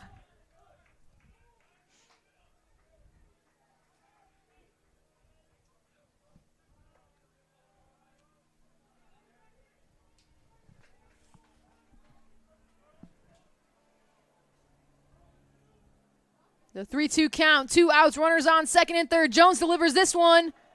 That's going to miss low for ball 4. That's going to load the bases up here. A tricky spot for the Cougars to be in, but not an impossible one. That's going to bring Richard Liu now to the plate for the Maroons. UChicago in a favorable spot. They've got bases loaded here. They're down by 2. But they've got the tying run and the go-ahead run on base. Liu at the plate, he's 2 for 3 on the day. He had a single in his most recent at-bat, and he's going to foul this one off, make this an 0-1 count. As I mentioned, Jones been a reliable arm for this CUC team. He's a graduate student on this program, and he's got that experience that you want on the mound in a moment like this. We mentioned a quick outing for Linko, and it's an unfortunate situation, but having a little bit more experience on the mound in the moment is exactly what the Cougars want to be happening. So unfortunate for Linko to not be able to finish out this inning, but to have someone like Bryce Jones, who, as I mentioned, he's leading this team. He's got the lowest ERA. He's been a dominant force coming in relief, and he's just got that overall college experience that you want in a situation like this, and he's showing it as he delivers that one in there for strike number 2.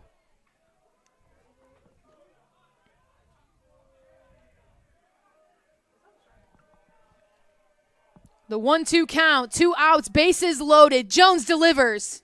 That's going to miss outside, make this 2-2. Twos across the board, 2 balls, 2 strikes, 2 outs.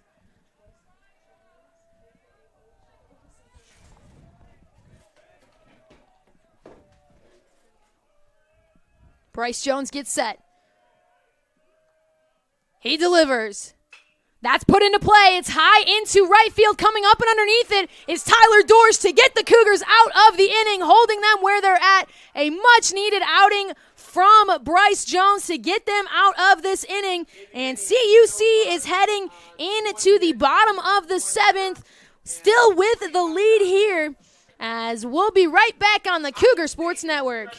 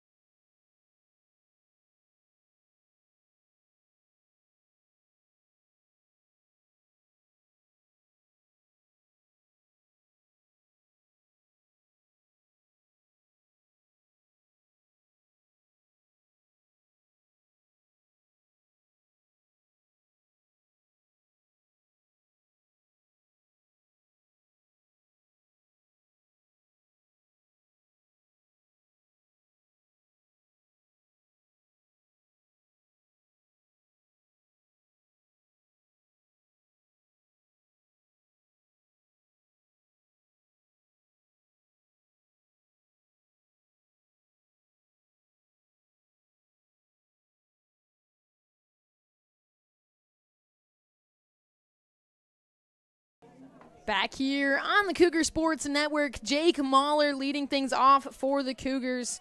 Still dishing on the bump is Landon Bryce. Cougars lead 7-5 as Jake Mahler swings through that one for strike number 1.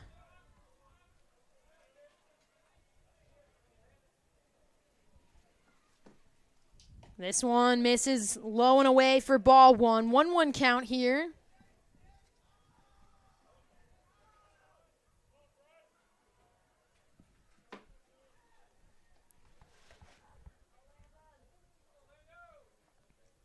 Mahler 0 for 3 at the plate today. 2 flyouts and a ground out. Again, an unusual spot for Jake Mahler to be in. He's actually leading this CUC team this season. He's batting .376 on the year. He's got a .610 slugging percentage.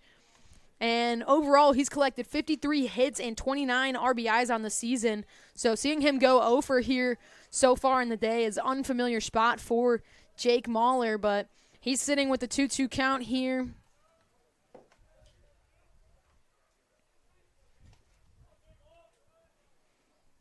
Bryce delivers this one.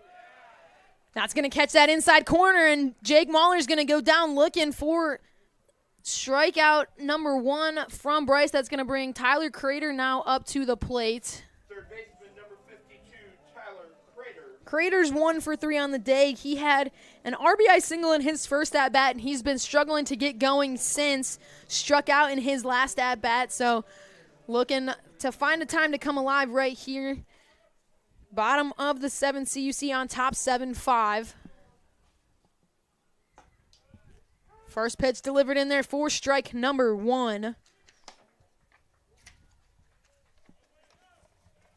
Landon Bryce, he's got a .253 ERA on the season. This is his 18th appearance, as that's going to be a slow roller over to Miller for out number 2, and that's going to put Brandon Mahler now at the plate. So 2 quick outs. Not a great spot for the Cougars to be in, but it's not an unfamiliar spot. If you weren't tuned in with us for the last inning of play, the Cougars had 2 outs that resulted in a runner making their way on base, and Tyler Dorr sending a long ball over to Division Street. So operating with 2 outs is not an unfamiliar spot for the Cougars to be in, but Brandon Mahler, he's going to take strike number 1 here. As I was saying, Landon Bryce, he's an effective arm for the Maroons, as that ball is going to be put into play and rolled over for out number 3 this time. Miller to Wiesner, and a quick 3-up, 3-down inning, and that's going to do it for the 7th inning. We're going to head to the top of the 8th right here on the Cougar Sports Network.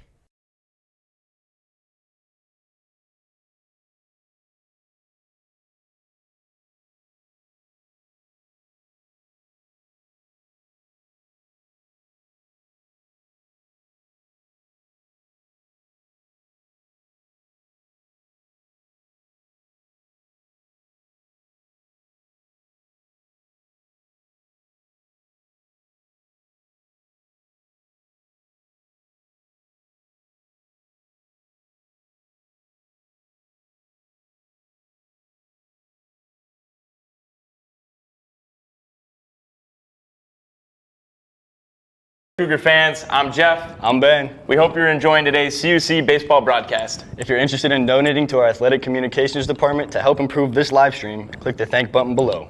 We appreciate your support and hope to see you at the field soon. Hi, Dorsh's mom.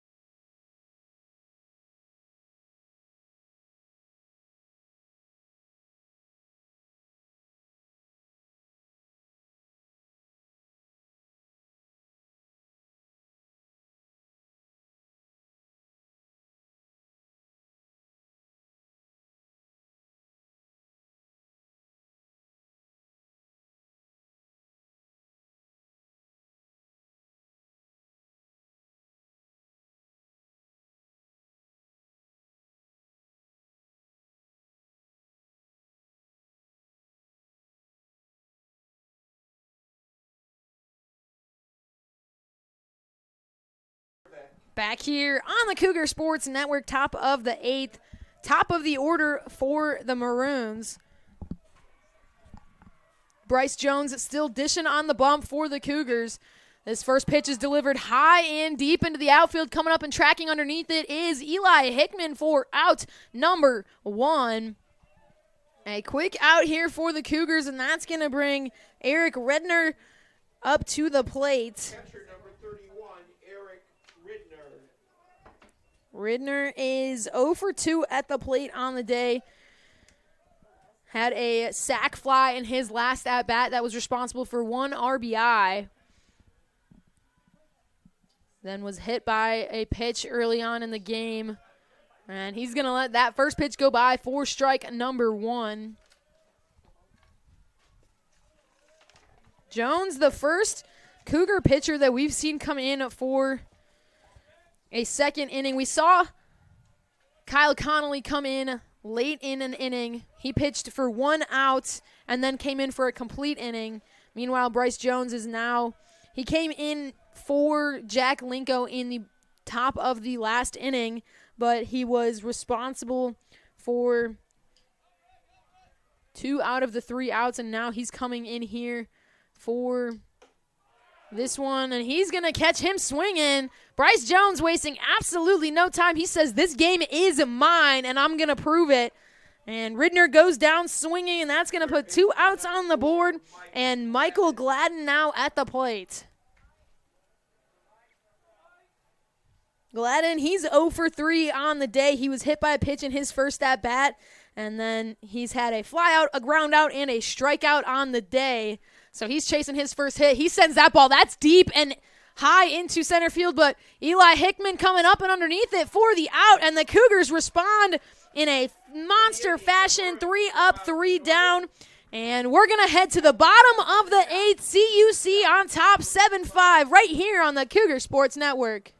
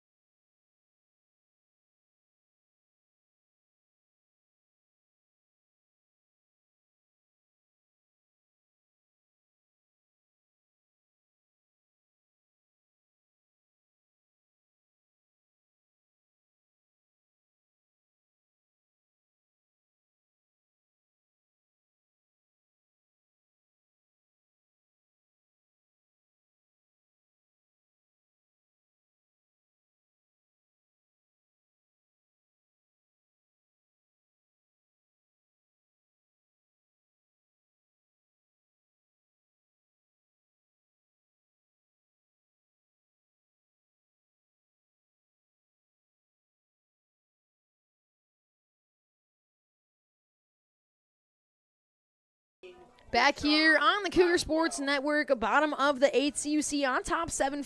Yashawn Boswell leading things off. And we are going to see a pinch hitter on deck for the Cougars. Boswell, he shows bunt. That's going to be a slow roller over. Gladden able to glove it. They're going to say that he did get him in time. But that is going to bring Connor Jerkitis now up to the plate for the Cougars. He's pinch hitting in place of Cam Buckley. So Jerkitis now coming in. Buckley's struggled at the plate a little bit today, so not surprising to see this change being made. Jerkitis, we've seen him pinch hit quite a few times this season. He's batting .400 on the year. He's making his 16th at bat here. He connects with that one. That's going to get down into right field. Jerkitis wasting absolutely no time, swinging to the first pitch he sees. And now we're most likely going to see a pinch runner coming in for Jerkitis. Zagerman now at the plate. We are going to see Brendan Holloway coming in to pinch run. And Xavier Zagerman is at the plate. Brendan Holloway now at first. Running at first base for Jerkitis, number 50, Brendan Holloway. Zagerman coming in here at the plate. We've got a new arm on the bump for the Maroons. And he delivers strike number 1, but that new arm is number 14, John Butka, Jr. from St. Louis, Missouri, coming in relief of Landon Bryce. They check on Holloway over at first. Taking a look here at Butka, he's making his 13th appearance on the season.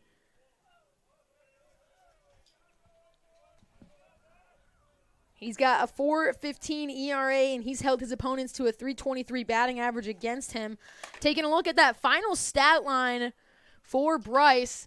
Zagerman wasting no time. He connects that. It's high. Looks like it might be going foul, and it does, but not by much. If that would have been another few feet to the right, that ball was in fair territory and onto Division Street. So Zagerman now sitting with the 1-2 count, looking to straighten that out. But as I was saying, that final stat line for Landon Bryce, 1 1/3 innings pitched. He gave up 1 hit, 1 run, picked up 1 strikeout, 5 batters faced, and 13 total pitches thrown. As this one foul tipped off, the throw over is in time. That's going to get both Zagerman and Holloway, and that's going to do it for the inning. So a quick one, and that's going to send us to the top of the 9th. We're going to get a new arm coming in on the mound in Elliot Higgins, but we'll get you all of that information from Bryce Jones' last outing and everything you need to know about Higgins when we come back on the Cougar Sports Network.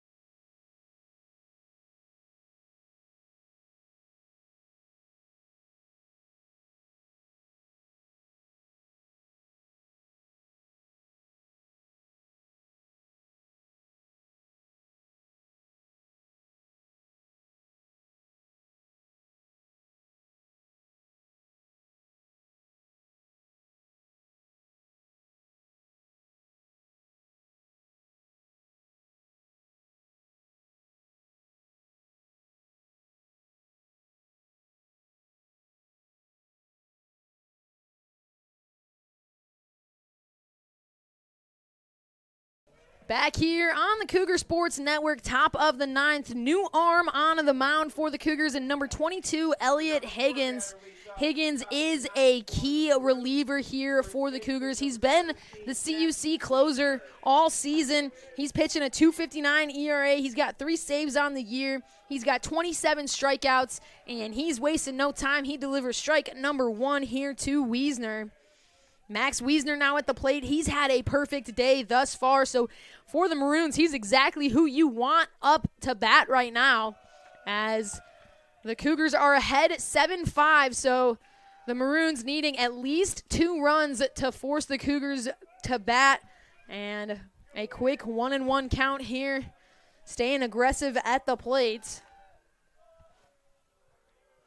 Closing out the game in the last inning was Bryce Jones.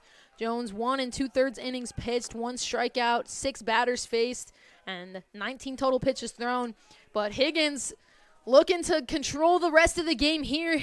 He's got a 1-2 count against Wiesner. Higgins delivers this one, swing and a miss, strike 3! Elliot Higgins, fire me up! Delivers the first strikeout of the day against Wiesner, and the Cougs are looking to get this done. That's going to bring Slipok up to the plate with 1 away.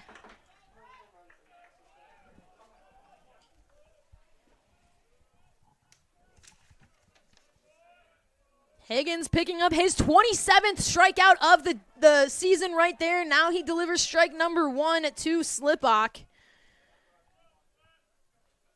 Slipok 0 for 3 on the day. He struck out in his last at-bat. He takes a swing at this one. Kasich makes the dive. Can he get the throw in time?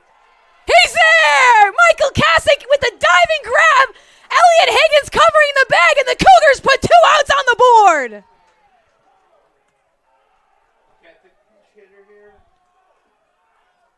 Michael Kasich showing his athleticism, and that's going to bring a pinch hitter up for the Maroons. Number 7, Josh Payton, making his first appearance of the day. Higgins 1 out away from securing this one for the Cougars. First pitch delivered in there for strike number 1.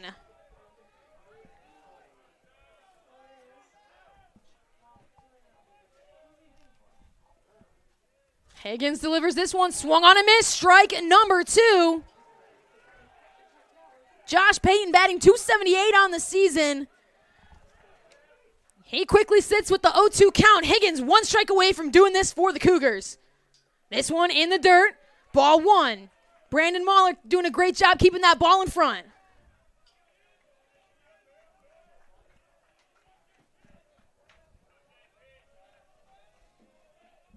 One-two count, 2 outs, no runners on. Higgins delivers this one in the dirt, outside, ball 2. 2s across the board, 2 balls, 2 strikes, 2 outs. Number 22 dishing on the mound.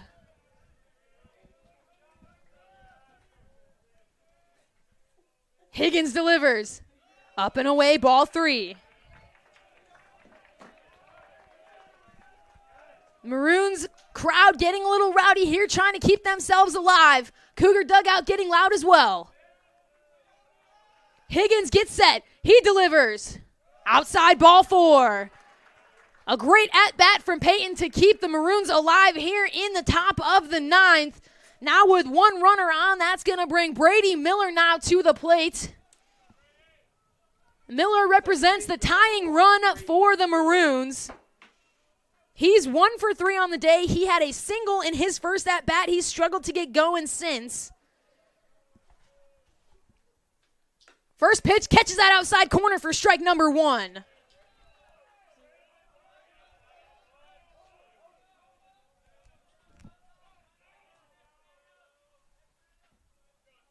Higgins gets set here. He delivers. Upstairs, Mahler, the throw down! It's in time for the way to end the game, Brandon Mahler! Oh my goodness! Brandon Mahler saw that jump was massive from Payton, and he said, I'm going to make you pay, and boy did he! Brandon Mahler loves to look for that pickoff over at first, and in a great, great fashion, he was able to get it for out number 3, and the Cougars do it. They pull the 7-5 victory here in River Forest. Wow, what a way play to end the game. Head coach Colin Connor now sitting with his 99th win as a head coach. And a big-time win for the Cougars, extending out to an 8-game win streak over the Maroons.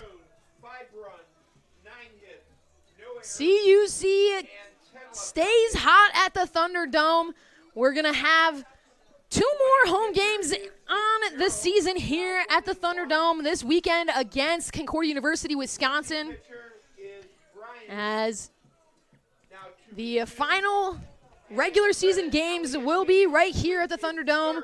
All coverage for that can be found at cucougars.com. This was the final regular season game for UChicago as they await their final results on the season. But CUC stays alive, keeps their win streak hot as they extend to 5 straight wins. A big-time outing for the Cougars here in River Forest. Want to give a huge shout-out to everybody that made today's production possible. PA in stadium here is Hall of Famer Jim Egan. Operating scoreboard and pitch clock is the assistant director of athletic communications, Corey Welch. Our 2 producers for the day that are responsible for everything that you were able to see on your screen today, Abby Kulig, and our graduate assistant in athletic communications, Sydney Lloyd. And my name is Kayla McLeod. It's been a pleasure to be on the call with you today, but we are not done yet. We're going to have a post-game interview coming up right here on the Cougar Sports Network in just a few minutes. We're going to have all of that for you when we come back here on the Cougar Sports Network.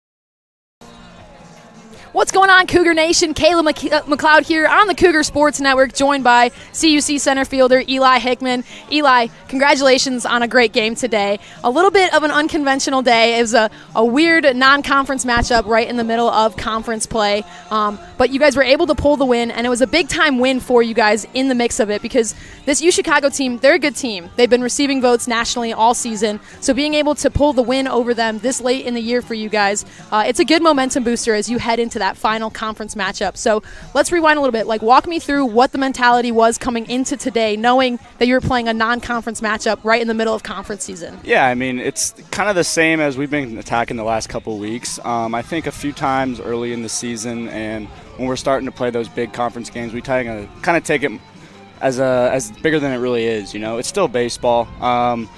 What this group has done really well the past couple of weeks has been able to play free and play loose and just be ourselves. And when you're doing that, I mean, no matter who we're playing, whether it's a good team, a bad team, number one team in the nation, or UChicago like today, I mean, we're just going and playing our game and being us and having fun with each other. And that's what's led to our little streak we're going on right now. Absolutely, and you mentioned it, a little bit of a streak. You guys have been playing really, really well. You guys clinched the conference tournament in your guys' doubleheader sweep against Wisconsin Lutheran on Saturday. You guys missed the tournament last year very closely, but you missed the tournament. So what is it like to be able to clinch this early? You guys obviously clinched early in that WLC series, but you still have a doubleheader against CU Dub. So being able to clinch and not have it come down to that final game to kind of earn that, what is it like to be able to have that sense of relief this early on? It's great just because it's the expectation, I mean, missing the conference tournament is never in the thought of our minds, or even being on the brink of not being in the tournament. Just with the way that this program operates, it's the expectation to get in and get a good seed. So I think getting in early really shows what this group is able to do from day one is just follow the plan, trusting each other, trusting our coaches, and it's led to a good environment and, of course, some wins along the way. So it's been great. Absolutely, and trust. You talk about that a little bit here, but I talked about it on the broadcast as well, that you guys have trust in your lineup from the first hitter to the last hitter. And in that lineup today, you had Tyler Dorsch leading the lineup off, and he was responsible for that 2-run home run that gave you guys that win here today. And then you rounded off the bottom of the lineup, and though you didn't record a hit today, you were getting on base, and you were one of those runs that were able to cross home. So being able to have that trust in your lineup that no matter where you're at, you know the next person up is going to do their job. How have you guys created that culture, and you've seen that kind of come to life this season? We're old. We've been around each other forever. I mean, Dorsch, Mike, Crater, those guys are all 4-year guys. And, I mean, the guys that are in the lineup, they've played in the past. So you just kind of know what you're getting with everybody in the lineup. And that kind of goes back to what I was saying earlier. When you know what you're getting out of each other, you just go out and play, man. I mean, that's the bottom line is don't put any added pressure. Don't worry about, well, if this guy doesn't get a hit and this guy who's up next may not have the best chance. It doesn't matter. Just go out and play. We know each other well. We're confident in each other, and that's what we've been doing, and it's been working. So it's great. Absolutely. Well, like you mentioned, it's been working, but CUC baseball team, they've got 2 more home games right here at the Thunderdome. That's going to be coming up on Friday. We've got a noon and a 3 o'clock as they play Concordia University, Wisconsin for the final regular season games of the year. But CUC baseball not even close to being done yet as they'll head up next week for the NAC conference tournament up in Milwaukee. But a lot of time between now and then. So Eli, congratulations on a big time win here today. Congratulations on a little bit of a win streak that you guys have started to create here. And I'm looking forward to being able to see you guys keep playing the best ball that you can as we come back here on Friday for that doubleheader. As always, you can check out all of our past games, all of our rosters, schedules, and photos at cucougars.com. But signing off here today, Eli, thank you once again. I'm Kayla McLeod. Go Cougs.